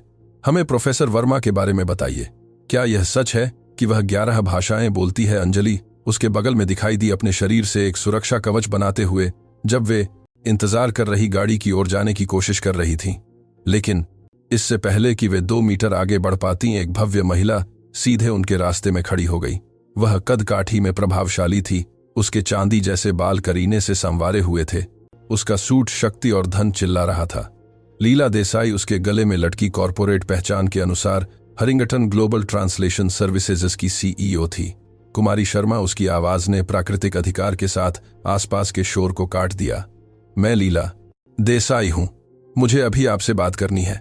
श्रीमती देसाई, मेरी मुवक्किल अभी अभी रिहा हुई है। अंजलि ने हस्तक्षेप किया। यह उचित समय नहीं है, मैं पूरी तरह से समझती हूं, लेकिन मुझे जो कहना है वह इंतजार नहीं कर सकता। देसाई ने अंजलि को पूरी तरह से नजरअंदाज करते हुए सीधे अनन्या की ओर देखा। आपके मामले ने अंतर्राष्ट्रीय ध्यान आकर्षित किया है। मेरे पास आपके लिए विभिन्न देशों से 17 नौकरी के प्रस्ताव हैं और कुछ और महत्वपूर्ण आपकी दादी के बारे में जानकारी जो मुझे लगता है कि आप सुनना चाहेंगी। अनन्या ठिठक गई। मेरी दादी? आप मेरी दादी के बारे में क्या जानती हैं? नहीं, यहां नहीं। देसाई ने एक काली लिमोसिन की ओर इशारा किया जो आधा ब्लॉक दूर सावधानी से खड़ी थी। आपके समय के 5 मिनट। अगर बाद में आप जाना चाहती हैं तो मैं आपको व्यक्तिगत रूप से जहां चाहें वहां छोड़ दूंगी। अंजलि ने अनन्या की बांह चेतावनी में कसरत तराज की ली, लेकिन देसाई की आंखों में कुछ ऐसा था जो धमकी भरा नहीं था। यह सम्मान के साथ मिली हुई तात्कालिकता थी। ठीक है, अनन्या ने स्वीकार किया। 5 मिनट। लिमोसिन के अंदर पत्रकारों की अफरा तफरी से दूर देसाई ने उसे एक चमड़े का फोल्डर दिया। 20 साल पहले मैं देश की सबसे प्रतिष्ठित अनुवाद एजेंसियों में से एक में मानव संसाधन निदेशक थी। आपकी दादी लक्ष्मी देवी ने एक पद के लिए आवेदन किया था। हमने उन्हें अस्वीकार कर दिया। अनन्या को अपने सीने में एक दर्द का एहसास हुआ। आप मुझे यह क्यों बता रही हैं? क्योंकि हमने वही गलती की जो सिस्टम ने आपके साथ की। लक्ष्मी देवी 6 भाषाएं धारा प्रवाह बोलती थीं, लेकिन उनके पास विश्वविद्यालय की डिग्री नहीं थी। हमने उन्हें उचित मूल्यांकन किए बिना ही अस्वीकार कर दिया। उसने फोल्डर से एक पीला लिफाफा निकाला। यह उसकी दादी की लिखावट थी। अनन्या इसे कहीं भी पहचान लेगी। इसे पढ़ो, देसाई ने जोर दिया। कांपते हाथों से अनन्या ने लिफाफा खोला और पढ़ना शुरू किया। उसकी दादी के शब्द पन्ने से ज्ञान और दर्द की एक नदी की तरह बह रहे थे। प्रिय श्रीमती देसाई, मैं आपको मुझे अस्वीकार करने के लिए दोष नहीं देती। दुनिया कागजों से चलती है, क्षमताओं से नहीं। लेकिन मैं आपको बताना चाहती हूं कि मैं अपनी जिंदगी यह सुनिश्चित करने में लगा दूंगी कि मेरी पोती को कभी उन अवसरों के लिए भीख न मांगनी पड़े जिनकी वह हकदार है। मैं उसे वह सब सिखाऊंगी जो मैं जानती हूं, और किसी दिन जब वह सफल होगी तो मुझे उम्मीद है कि आपको याद होगा कि प्रतिभा को वास्तविक होने के लिए बाहरी सत्यापन की आवश्यकता नहीं होती। अनन्या ने आंसू बहाते हुए पढ़ना समाप्त किया। उसकी दादी हमेशा जानती थी, हमेशा उसे एक ऐसी दुनिया के लिए तैयार करने की योजना बनाई थी जो उन दोनों को अस्वीकार कर देगी। जब मैंने आपकी खबर देखी, देसाई ने धीमी आवाज में जारी रखा, मैं तुरंत जान गई कि आप कौन है, लक्ष्मी की पोती, वह बच्ची जिसके बारे में उन्होंने मुझे उस समय तकबारी तहराबत पत्र में बताया था। और मुझे एहसास हुआ कि मेरे पास 2 दशक पहले की गई एक गलती को सुधारने का अवसर था। आप मुझसे क्या चाहती हैं? अनन्या ने सीधे पूछा। मैं आपको काम पर रखना चाहती हूं, एक आम अनुवादक के रूप में नहीं, बल्कि असामान्य प्रतिभा निदेशक के रूप में। आपका काम आप जैसे लोगों की पहचान करना और उन्हें भर्ती करना होगा, असाधारण कौशल वाले लोग, लेकिन बिना पारंपरिक साख वाले ऐसे लोग जिन्हें सिस्टम नजरअंदाज करता है। यह प्रस्ताव लुभावना था, लगभग इतना अच्छा कि सच न हो, लेकिन देसाई की अभिव्यक्ति में कुछ ऐसा था जिसने अनन्या को बताया कि और भी कुछ था। और क्या? उसने जोर दिया। देसाई हल्की सी मुस्कुराई। आप तीक्ष्ण हैं, ठीक है, और भी कुछ है। आपकी दादी ने कई राजनयिक परिवारों के लिए काम किया, जैसा कि आप जानती हैं, लेकिन एक खास परिवार था मॉरिसन, जिनके लिए उन्होंने अपने जीवन के आखिरी 5 साल काम किया। वे ब्रिटिश राजनयिक थे। वे 3 साल पहले अचानक देश छोड़ गए और उन्होंने आपके लिए कुछ छोड़ा, कुछ ऐसा जो आपकी दादी ने उनसे कहा था कि वे तब तक रखें जब तक आप तैयार ना हो जाएं। श्री मॉरिसन ने कल आपकी खबर देखने के बाद मुझसे संपर्क किया। वह शहर में है, आपसे मिलना चाहता है। इससे पहले कि अनन्या जवाब दे पाती, उसका फोन जो अभी अभी पुलिस ने लौटाया था लगातार बजने लगा। मिस्ड कॉल, टेक्स्ट संदेश, सोशल मीडिया नोटिफिकेशन जो फट रहे थे। एक खास संदेश ने उसका ध्यान आकर्षित किया। यह एक अज्ञात नंबर से था जिसमें एक अंतर्राष्ट्रीय कोड था। कुमारी शर्मा, मैं अंतर्राष्ट्रीय शरणार्थी संगठन के एजेंट समीर कपूर हूं। आपकी कहानी लाखों लोगों के साथ रेजोनेट हुई है। हमारे पास एक प्रस्ताव है जो जिंदगियां बदल सकता है। कृपया मुझसे तुरंत संपर्क करें। अंजलि, जो अपना फोन देख रही थी, सदमे की अभिव्यक्ति के साथ नजर उठाई। अनन्या, तुम्हें यह देखना होगा। उसने उसे अपनी स्क्रीन दिखाई। सुनवाई का वीडियो वायरल हो गया था। 6 घंटे से भी कम समय में 15 मिलियन से अधिक व्यूज। जस्टिस फॉर अनन्या विश्व स्तर पर ट्रेंड कर रहा था। लेकिन यह सिर्फ यही नहीं था। कुछ मिनट पहले एक और वीडियो प्रकाशित हुआ था। किसी ने हिरासत केंद्र के सुरक्षा रिकॉर्डिंग लीक कर दी थी। उनमें अनन्या को पूरी रात अध्ययन करते हुए, अलग अलग भाषाओं में बुदबुदाते हुए, एक ऐसी दृढ़ता के साथ तैयारी करते हुए साफ देखा जा सकता था जो मानवीय से बढ़कर थी। पूरी दुनिया तुम्हारे बारे में बात कर रही है, अंजलि ने बुदबुदाया। तुम अब एक प्रतीक हो। मैं प्रतीक नहीं बनना चाहती, अनन्या ने थकी हुई आवाज में जवाब दिया। मैं बस अपनी जिंदगी जीना चाहती हूं। उसके लिए बहुत देर हो चुकी है। देसाई ने व्यावहारिक रूप से हस्तक्षेप किया। अब आपके पास एक मंच है। सवाल यह है कि आप उसके साथ क्या करेंगी। फोन फिर से बजा। इस बार यह एक ऐसा नंबर था जिसे अनन्या पहचानती थी। कविता, उसकी सेलमेट। अनन्या, तुम्हें आना होगा, यह जरूरी है। कविता, क्या हुआ? यह केंद्र के निदेशक के बारे में है। पता चला कि उसके पास भी रहस्य हैं और मुझे लगता है कि वे तुम्हारी दादी से जुड़े हैं, लेकिन मैं फोन पर बात नहीं कर सकती। तुम्हें आना होगा। कॉल अचानक कट गई। अनन्या ने बढ़ती घबराहट के साथ अंजलि की ओर देखा। कुछ गलत है। कविता डरी हुई लग रही थी। इससे पहले कि वे तय कर पाती कि क्या करना है, लिमोसिन की खिड़की पर एक और आकृति दिखाई दी। एक बूढ़ा आदमी 60 के दशक में, सज्जन लेकिन तत्काल अभिव्यक्ति के साथ धीरे से शीशे पर खटखटाया। देसाई ने खिड़की नीचे की।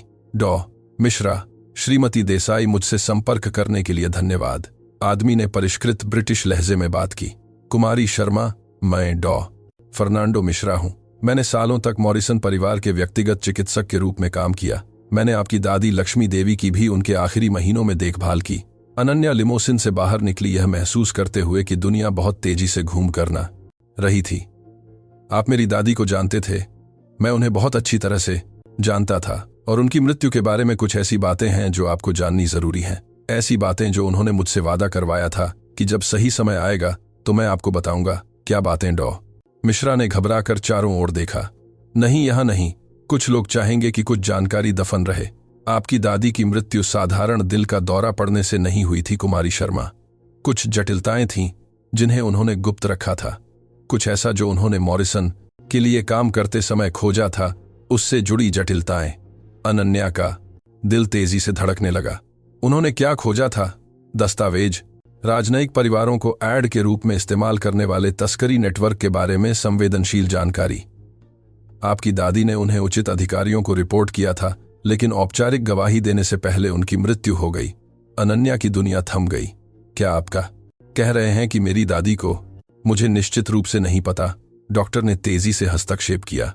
मैं जो जानता हूं वह यह है कि उन्होंने सबूत सहेज कर रखे थे, सबूत जिन्हें मॉरिसन ने उनकी मृत्यु के बाद संरक्षित किया था। और अब जब आप सार्वजनिक रूप से सुर्खियों में हैं तो कुछ लोग यह सुनिश्चित करना चाहेंगे कि वह सबूत कभी सामने न आए। अंजलि अनन्या के बगल में सुरक्षात्मक रूप से खड़ी हो गई। डॉ मिश्रा, ये गंभीर आरोप है। क्या आपके पास सबूत हैं? मेरे पास लक्ष्मी देवी के पूरे मेडिकल रिकॉर्ड हैं और मेरे पास वे पत्र हैं जो उन्होंने अपने आखिरी दिनों में मुझे लिखे थे। पत्र जहां उन्होंने विशेष रूप से उल्लेख किया है कि अगर उन्हें कुछ होता है तो मुझे उनकी पोती से संपर्क करना चाहिए जब वह सच्चाई को संभालने के लिए पर्याप्त रूप से मजबूत हो जाए। उसने अपने ब्रीफकेस से एक मोटा लिफाफा निकाला। यह तो बस शुरुआत है कुमारी शर्मा। आपकी दादी ने सब कुछ सावधानी से दस्तावेजित किया था, नाम, तारीखें, तस्करी के मार्ग। उन्होंने यह सब एक अंतर्राष्ट्रीय बैंक में एक सुरक्षित जमा पेटी में रखा था और आप ही एकमात्र व्यक्ति हैं जिसे इसे खोलने की अनुमति है। अनन्या ने कांपते हाथों से लिफाफा लिया। उसका वजन केवल शारीरिक ही नहीं बल्कि भावनात्मक भी महसूस किया। वह पेटी कहाँ है?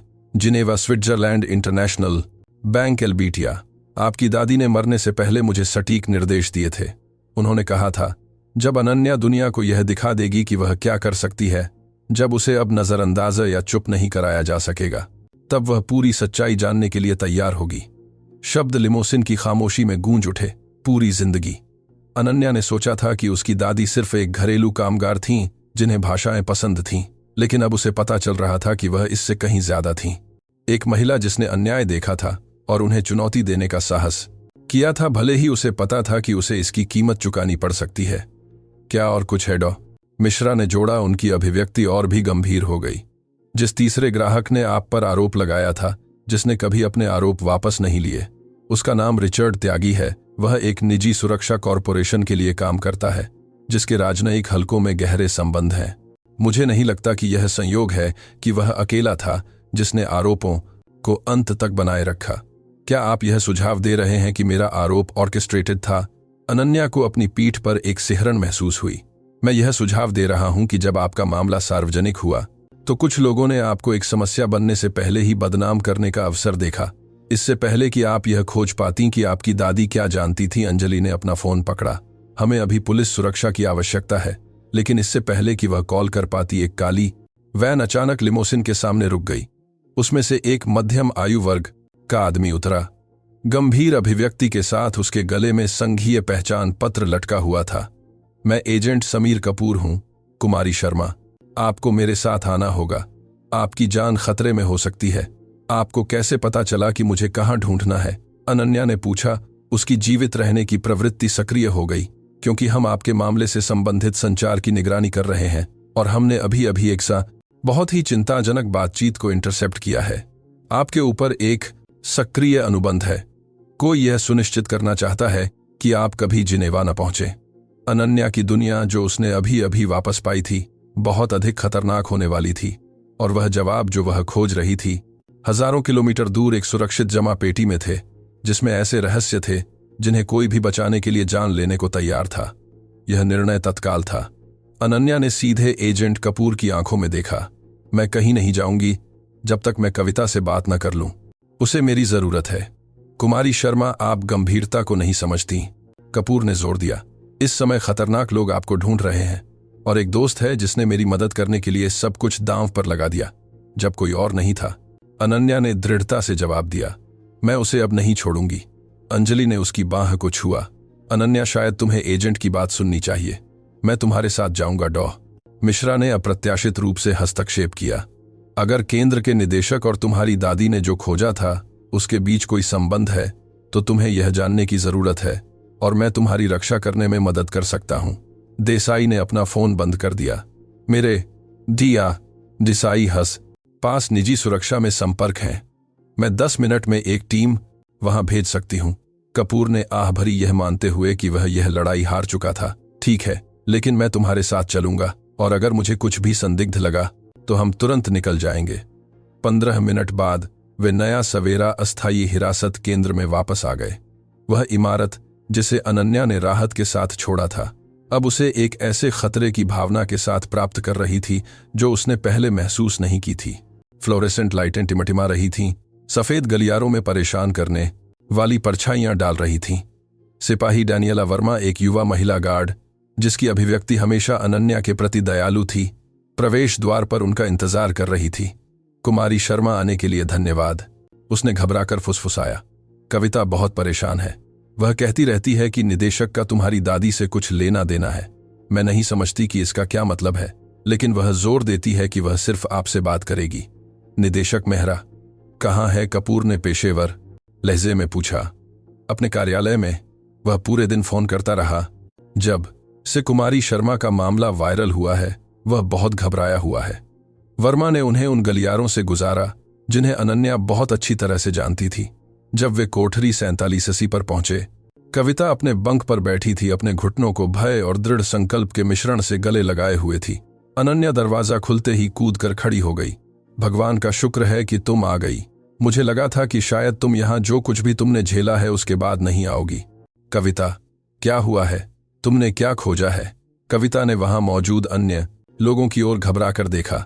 कपूर ने अपना संघीय पहचान पत्र दिखाया। यहां जो कुछ भी तुम कहोगी वह सुरक्षित है।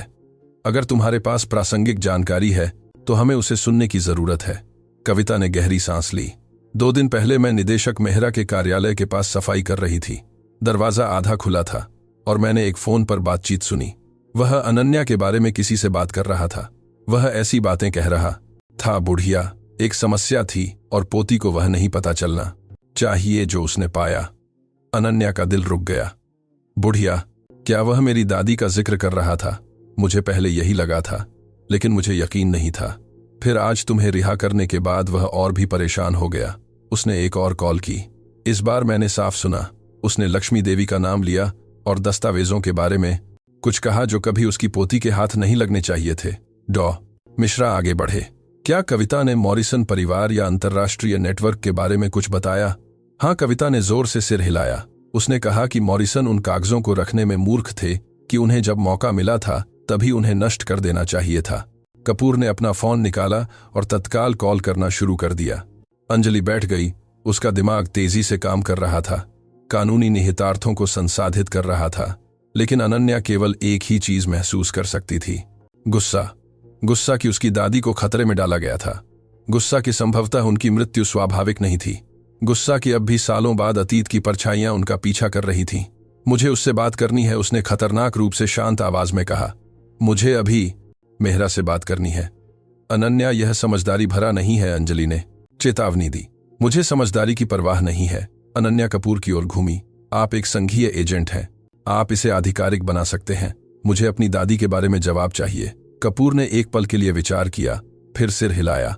मैं कुछ सवाल पूछूंगा, लेकिन आप मेरे साथ आएंगी, और अगर यह खतरनाक होता है तो हम बाहर निकल जाएंगे। निदेशक ऑगुस्तो मेहरा का कार्यालय 3री मंजिल पर था। वह एक मोटे शरीर का आदमी था। उसके बाल कम थे और वह घबराहट थी जो केवल अपराध बोध से ही पैदा होती है। जब कपूर ने अपना संघीय पहचान पत्र दिखाते हुए अंदर प्रवेश किया तो उसका चेहरा पीला पड़ गया। एजेंट, मैं आपकी क्या मदद कर सकता हूं? उसकी आवाज थोड़ी कांप रही थी। निदेशक मेहरा, मेरे पास लक्ष्मी देवी के बारे में कुछ सवाल हैं।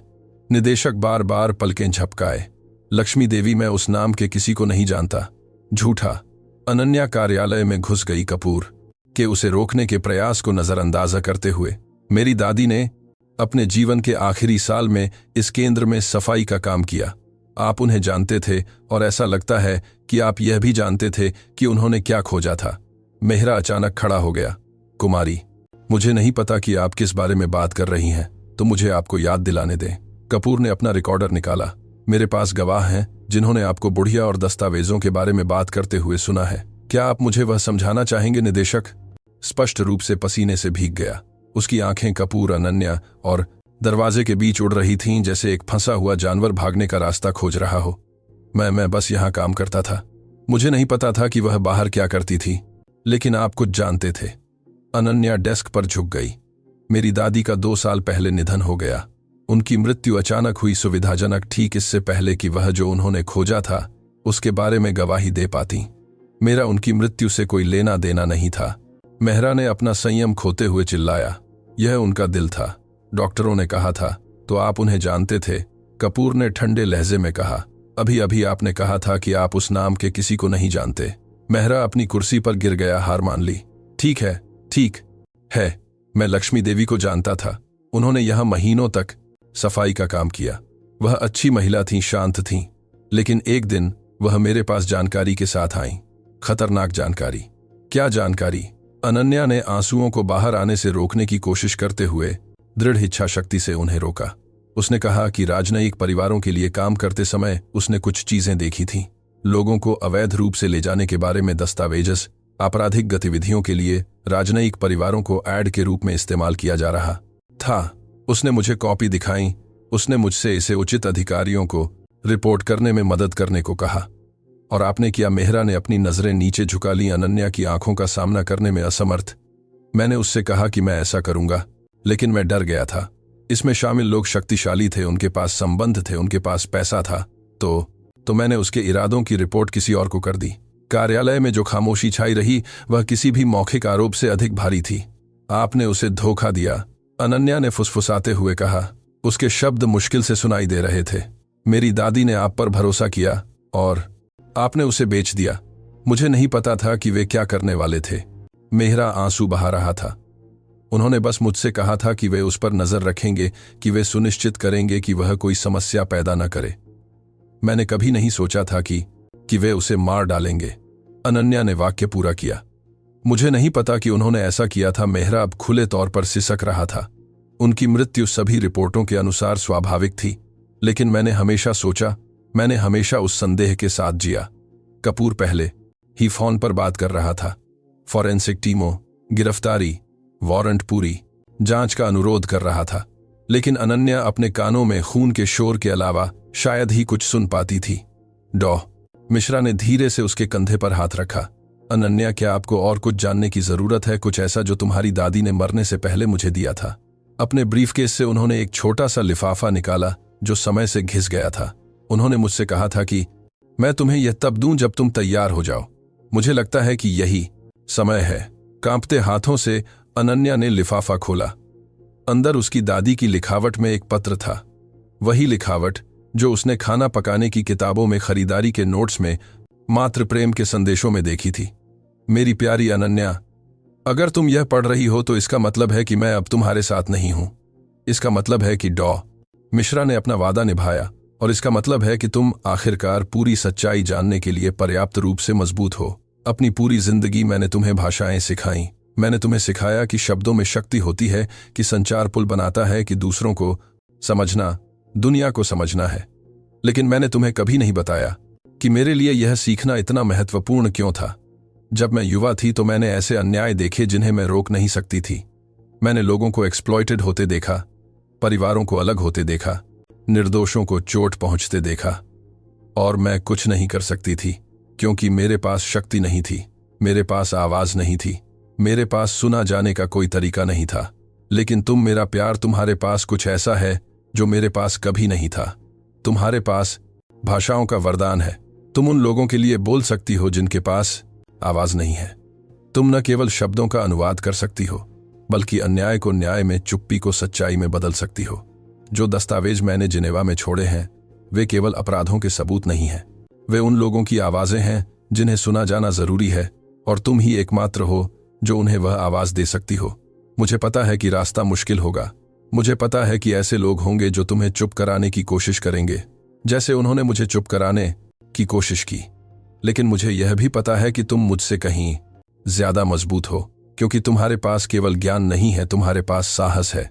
मेरे लिए मत रोना मेरी छोटी। अगर मेरा दिल तुम्हारी जीत देखने से पहले ही रुक जाता है तो मैं जानूंगी कि यह इसलिए हुआ क्योंकि मैंने तुम्हें तैयार करने के लिए सब कुछ दिया, और यह पर्याप्त है। हर भाषा जो मैंने तुम्हें सिखाई, हर कहानी जो मैंने साझा की, हर पल जो हमने साथ बिताया, तुम्हें इस पल के लिए तैयार कर रहा था जब दुनिया आखिरकार तुम्हें सुनेगी। अब जाओ, जिनेवा जाओ, वह पेटी खोलो, उन कहानियों को बताओ, चुप कराए गए लोगों को आवाज दो। और जब तुम ऐसा करोगी तो तुम जानोगी कि तुम्हारी दादी गर्व महसूस कर रही हैं। इसलिए नहीं कि तुम 10 या 20 भाषाएं बोलती हो, बल्कि इसलिए कि तुमने अपने वरदान का उपयोग अपने से भी बड़ी किसी चीज के लिए करना चुना। मैं तुमसे प्यार करती हूं मेरी बच्ची। मैंने तुमसे हमेशा प्यार किया। मैं तुमसे हमेशा प्यार करती रहूंगी। तुम्हारी दादी लक्ष्मी देवी। अनन्या ने पढ़ना समाप्त किया और जो आंसू उसने कई दिनों से रोके हुए थे वे आखिरकार स्वतंत्र रूप से बहने लगे। वे केवल दुख के आंसू नहीं थे, बल्कि समझ के उद्देश्य के प्रेम के थे जो मृत्यु को भी पार कर गया था। कविता ने उसे गले लगाया। वह भी रो रही थी। अंजलि की गालों पर आंसू बह रहे थे। यहां तक कि कपूर कठोर संघीय एजेंट को भी अपनी आंखें चुपचाप पोंछनी पड़ी। डॉ मिश्रा ने धीरे से बात की। तुम्हारी दादी जानती थीं कि उनका समय सीमित था, उनका दिल कमजोर था और जो उन्होंने खोजा था उसका तनाव इसे और बदतर बना रहा था। लेकिन वह रुकी नहीं। उन्होंने दस्तावेज बनाना जारी रखा, सबूत इकट्ठा करना जारी रखा, लड़ना जारी रखा, क्योंकि वह जानती थी कि तुम उनका काम जारी रखोगी। अनन्या ने पत्र को सावधानी से मोड़ा, उसे अपने सीने से ऐसे लगाए रखा जैसे वह अपनी दादी का आलिंगन हो। मैं जिनेवा जाऊंगी, उसने आंसुओं के बावजूद स्पष्ट आवाज में कहा। मैं वह पूरा करूंगी जो उन्होंने शुरू किया था। तुम अकेली नहीं जाओगी। देसाई कार्यालय में घुस गई। उसकी अभिव्यक्ति दृढ़ थी। मेरी कंपनी के स्विट्जरलैंड में कार्यालय है। तुम्हें वह सब सुरक्षा और संसाधन मिलेंगे जिनकी तुम्हें जरूरत होगी, और मैं तुम्हारे साथ जाऊंगी। अंजलि ने जोड़ा, तुम्हारी वकील और तुम्हारी दोस्त के रूप में। मैं भी, कविता ने आश्चर्यजनक रूप से कहा। मुझे 2 दिनों में रिहा कर दिया जाएगा, और तुम्हारी दादी के साथ जो उन्होंने किया उसके बाद मैं मदद करना चाहती हूं। कपूर ने अपना फोन बंद कर दिया। FBI इस मामले में दिलचस्पी रखती है। यात्रा के दौरान तुम्हें संघीय सुरक्षा मिलेगी। और मेहरा वह सिसकते हुए निदेशक की ओर मुड़ा।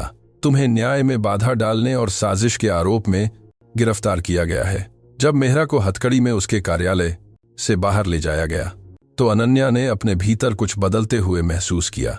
वह अब केवल एक युवा महिला नहीं थी जो अपनी योग्यता साबित करने की कोशिश कर रही थी। वह साहस और न्याय की विरासत की उत्तराधिकारी थी। उसकी दादी ने भाषाओं के रूप में आशा के बीज बोए थे। अब वे बीज कुछ और शक्तिशाली में विकसित हो गए थे। एक ऐसी आवाज जिसे चुप नहीं कराया जा सकता था। उसी क्षण देसाई का फोन बजा। उसने संक्षेप में जवाब दिया। उसकी अभिव्यक्ति गंभीर हो गई। यह श्रीमती मॉरिसन थीं। वह शहर में है। वह कहती हैं कि तुम्हारी दादी ने उनके लिए कुछ और छोड़ा था, कुछ ऐसा जिस पर उन्होंने बैंक को भी भरोसा नहीं किया था। वह आज रात तुमसे मिलना चाहती हैं। अनन्या ने सिर हिलाया। हरमत हा रहस्योद्घाटन उसे यह पूरी तरह से समझने के करीब ला रहा था कि उसकी दादी कौन थी और उन्होंने क्या त्याग किया था।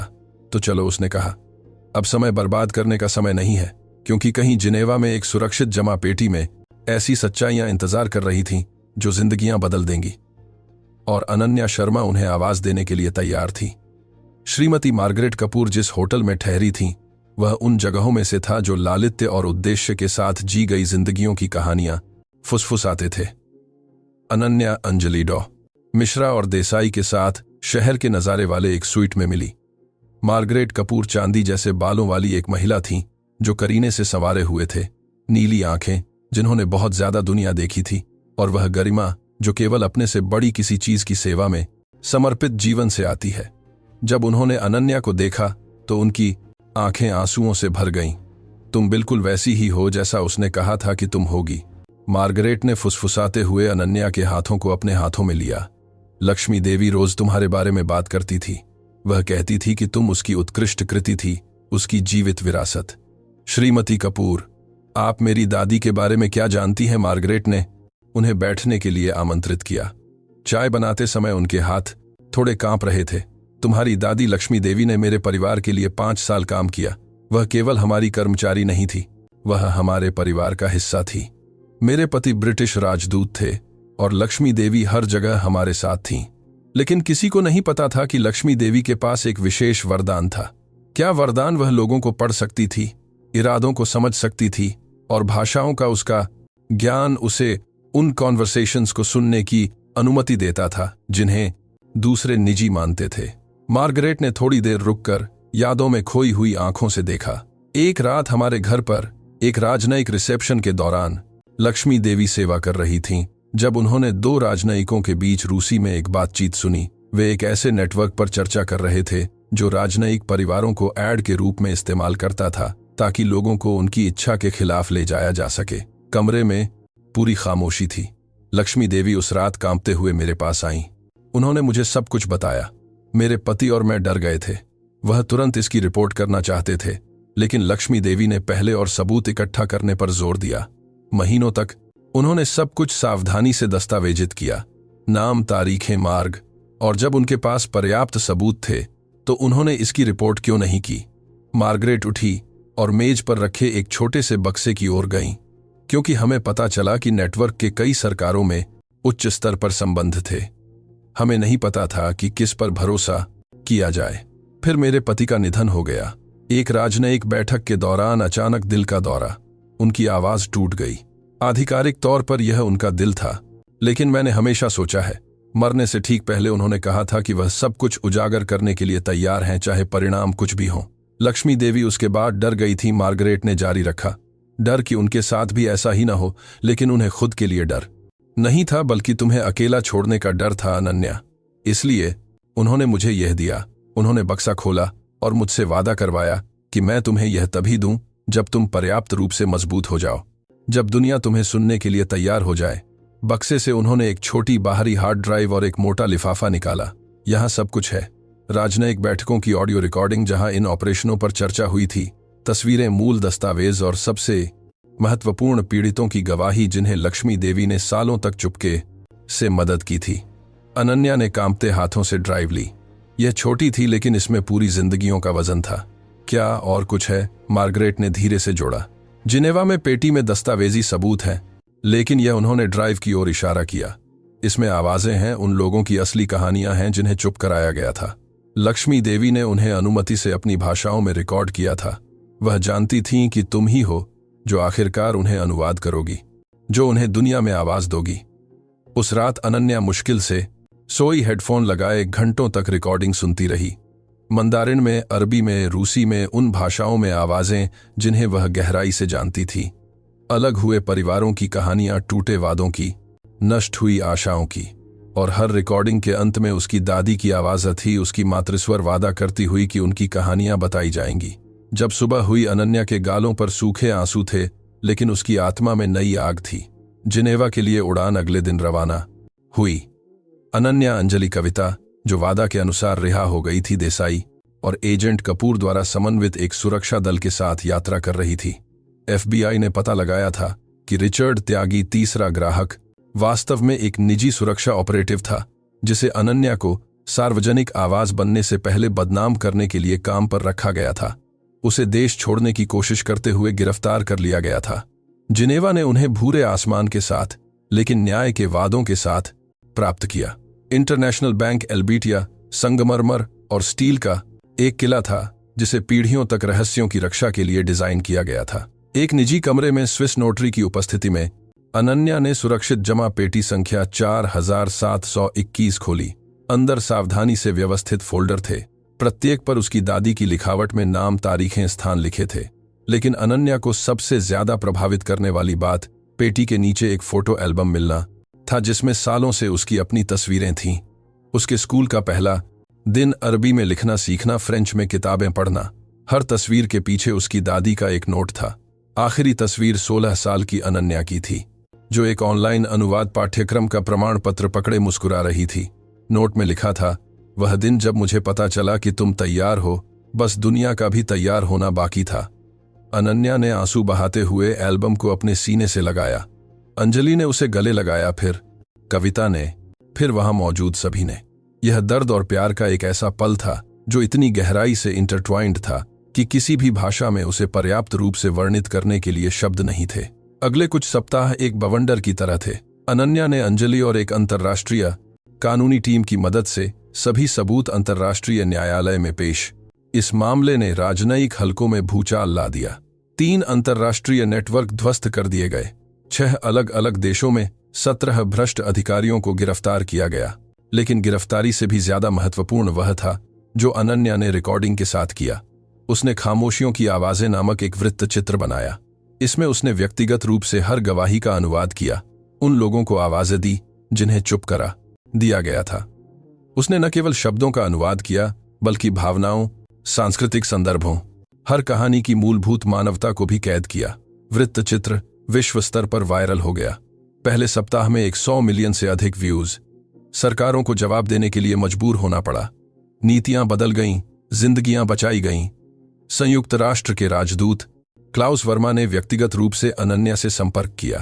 कुमारी शर्मा, आपके काम ने ऐसे अन्याय उजागर किए हैं जिन्हें सरकारों ने दशकों तक नजरअंदाज किया। संयुक्त राष्ट्र की ओर से मैं आपको मानवाधिकारों के विशेष अनुवादक के रूप में एक पद की पेशकश करना चाहूंगा। आपका काम उन लोगों को आवाज देना होगा जिन्हें दुनिया को सुनने की जरूरत है। अनन्या ने स्वीकार किया, लेकिन एक शर्त पर कि इस पद में बिना औपचारिक साख वाले अन्य युवा प्रतिभाओं की पहचान करने और उन्हें प्रशिक्षित करने का एक कार्यक्रम शामिल हो। असली प्रतिभा को उन्होंने तर्क दिया, मान्यता प्राप्त करने के लिए संस्थागत सत्यापन की आवश्यकता नहीं होनी चाहिए। उनके प्रस्ताव को सर्वसम्मति से स्वीकार कर लिया गया। 6 महीने बाद अनन्या उसी अदालत में खड़ी थी जहां कभी उसे अपमानित किया गया था, लेकिन इस बार वह एक आरोपी के रूप में नहीं बल्कि भाषाई न्याय पर एक अंतर्राष्ट्रीय सम्मेलन में एक अतिथि वक्ता के रूप में थी। न्यायमूर्ति हरीश कपूर सुनवाई में मौजूद थे। उन्होंने अनन्या के मामले के प्रबंधन के बाद समय से पहले सेवानिवृत्ति ले ली थी, जिससे अन्य मामलों की जांच शुरू हो गई थी, जहां उन्होंने पूर्वाग्रहों को अपने फैसले को प्रभावित करने की अनुमति दी थी। अपने भाषण के अंत में कपूर उसके पास आए। कुमारी शर्मा, उनकी आवाज विनम्र थी, उस अहंकारी आदमी से कितनी अलग जो वह थे।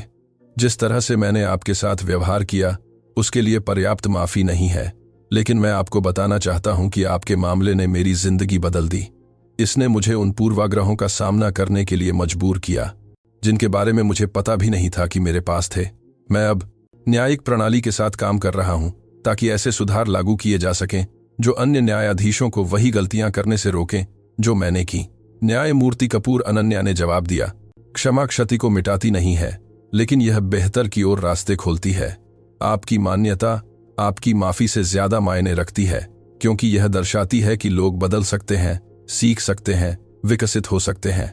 उन्होंने हाथ मिलाए और इस भाव में उपचार था न केवल उनके लिए बल्कि यह इस बात का प्रतीक था कि न्यायिक प्रणाली क्या बन सकती है। कविता ने देसाई की मदद से अपनी जिंदगी फिर से बनाई थी। अब वह उन लोगों के लिए पुनर्वास कार्यक्रमों का समन्वय कर रही थी जिन्हें गलत तरीके से कैद किया गया था। तुमने मुझे तब जहां तया उम्मीद दी जब मेरे पास कोई नहीं थी, उसने अनन्या से कहा। अब मैं वही उम्मीद दूसरों को देना चाहती हूं।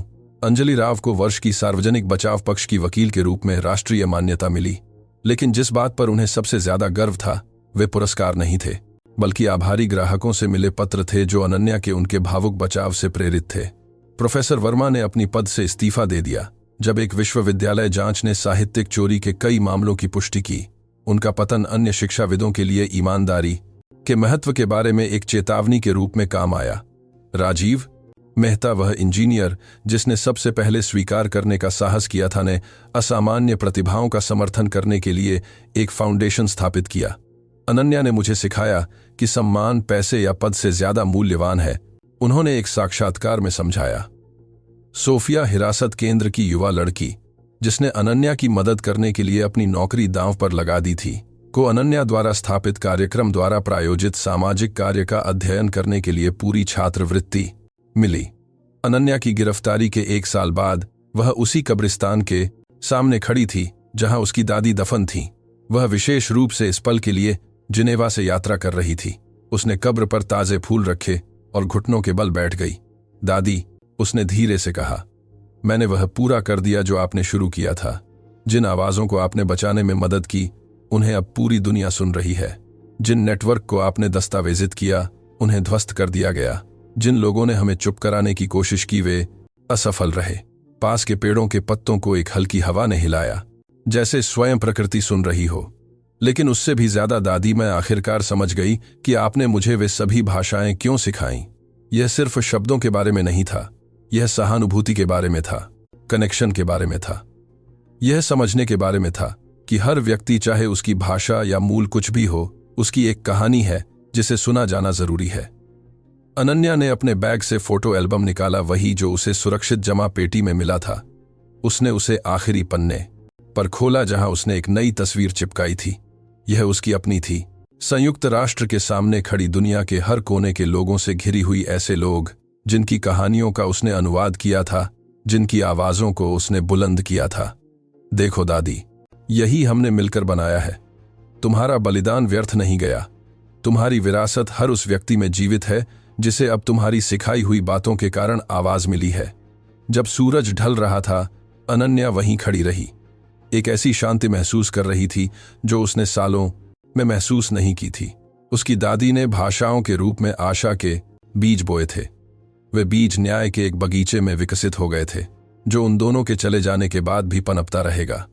अगले दिन अनन्या ने अपने बनाए कार्यक्रम में अपनी पहली कक्षा ली।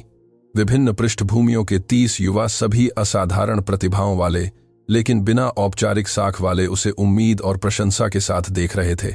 मेरी दादी मुझसे कहती थीं, अनन्या ने शुरू किया, कि प्रतिभा को वास्तविक होने के लिए प्रमाण पत्रों की आवश्यकता नहीं होती, उसे सिर्फ चमकने के लिए अवसरों की आवश्यकता होती है। आप यहाँ हैं क्योंकि आप में से प्रत्येक के पास एक अद्वितीय वरदान है। मेरा काम आपको सिखाना नहीं है, बल्कि आपको उस शक्ति को पहचानने में मदद करना है जो आप में पहले से ही है। पहली पंक्ति में एक युवा महिला ने हाथ उठाया। कुमारी शर्मा, हमें कैसे पता चलेगा कि हम काफी अच्छे हैं? अनन्या मुस्कुराई, यह याद करते हुए कि उसने खुद कभी यही सवाल पूछा था। आप यहाँ क्यों हैं? क्योंकि आपने कोशिश करने की हिम्मत की। जब दुनिया ने आपसे कहा कि आप नहीं कर सकते, वह दृढ़ संकल्प, वह साहस किसी भी विश्वविद्यालय की डिग्री से ज्यादा मूल्यवान है। महीने साल में बदल गए। अनन्या का कार्यक्रम बढ़ता गया, 20 देशों तक फैल गया। हजारों युवा प्रतिभाओं को ऐसे अवसर मिले जो उन्हें अन्यथा कभी नहीं मिलते। कुछ अनुवादक बन गए, कुछ सांस्कृतिक मध्यस्थ, कुछ मानवाधिकार कार्यकर्ता, लेकिन उन सभी में कुछ समान था, यह विश्वास कि सच्ची प्रतिभा साख को पार करती है और हर आवाज, चाहे उसे कितनी भी चुप क्यों न कराया गया हो, उसे सुना जाना जरूरी है। संयुक्त राष्ट्र में एक विशेष समारोह में अनन्या को अंतर्राष्ट्रीय मानवाधिकार पुरस्कार मिला। सम्मान को पकड़े हुए उसने उन सभी लोगों के बारे में सोचा जिन्होंने इस पल को संभव बनाया था। उसकी दादी, जिन्होंने सब कुछ त्याग दिया था। कविता, जिसने उस पर तब विश्वास किया था जब वह अपने सबसे निचले बिंदु पर थी। अंजलि, जिसने सभी बाधाओं के बावजूद उसके लिए लड़ाई लड़ी थी। मेहता, जिसने सच कहने का साहस पाया था। अपने स्वीकृति भाषण में अनन्या ने अपनी उपलब्धियों के बारे में बात नहीं की, उसने अपनी दादी के बारे में बात की। लक्ष्मी देवी के पास कभी विश्वविद्यालय की डिग्री नहीं थी, उन्हें कभी अपने काम के लिए आधिकारिक मान्यता नहीं मिली, लेकिन उन्होंने कुछ ऐसा समझा जो दुनिया अभी समझना शुरू कर रही है, कि किसी व्यक्ति का मूल्य प्रमाण पत्रों में नहीं बल्कि चरित्र में मापा जाता है, साख में नहीं बल्कि साहस में। उसकी आवाज थोड़ी भावुकता से लड़खड़ाई। यह पुरस्कार मेरा नहीं है, यह उनका है। यह हर उस व्यक्ति का है जिसे कभी कम आंका गया, नजरअंदाज किया गया, चुप कराया गया। यह इस बात की याद दिलाता है कि असाधारण प्रतिभा साधारण जगहों से आ सकती है, और कभी कभी सबसे शक्तिशाली लोग वे होते हैं जिन्हें दुनिया ने कभी नोटिस नहीं किया। जो ओवेशन आया वह पूरे 5 मिनट तक चला। दुनिया भर के लोग वस्तुतः जुड़े हुए न केवल अनन्या की बल्कि दुनिया की सभी लक्ष्मी देवियों की सराहना कर रहे थे। सभी दादी माताएं, अदृश्य श्रमिक जिन्होंने आशा के बीज बोए थे, यह जाने बिना कि क्या वे कभी पनपेंगे। उस रात अनन्या जिनेवा में अपने अपार्टमेंट में थी, रोशनी वाले शहर को देख रही थी। उसका फोन बजा। यह एक अज्ञात नंबर था। कुमारी शर्मा, मैं मारिया हूं, मैं 16 साल की हूं और मैं गुजरात के एक छोटे से गांव में रहती हूं। मैंने आपका वृत्तचित्र देखा। मैं 5 भाषाएं बोलती हूं जो मैंने अपने गांव आने वाले पर्यटकों से सीखी। सभी मुझसे कहते हैं कि बिना औपचारिक शिक्षा के यह सच होना असंभव है, लेकिन आपने मुझे उम्मीद दी कि शायद, बस शायद, मेरा भी एक भविष्य हो सकता है। क्या मैं आपके कार्यक्रम में आवेदन कर सकती हूं? अनन्या मुस्कुराई, उसकी आंखों में आंसू थे। बेशक तुम कर सकती हो मारिया, मुझे अपनी कहानी बताओ। और मारिया की कहानी सुनते हुए अनन्या समझ गई कि यही उसकी दादी की असली विरासत थी। ध्वस्त किए गए नेटवर्क या प्राप्त पुरस्कार नहीं, बल्कि हर एक जीवन जिसे छुआ गया था, हर प्रतिभा जिसे पहचाना गया था, हर आवाज जिसे आखिरकार सुना गया था। चक्र जारी रहा, आशा बढ़ती गई और कहीं न कहीं अनन्या निश्चित थी। उसकी दादी लक्ष्मी देवी मुस्कुरा रही थीं, क्योंकि अंत में यह कभी भाषाओं या अन्याय या निर्णयों के बारे में कहानी नहीं थी। यह प्यार के बारे में एक कहानी थी। एक दादी का प्यार जिसने अपनी पोती को दुनिया बदलने के लिए तैयार किया था। प्यार जो मृत्यु, समय और परिस्थितियों को पार कर गया था। और वह प्यार 11 भाषाओं में अनुवादित और साहस के हजार कृत्यों में दुनिया को रोशन कर गया था।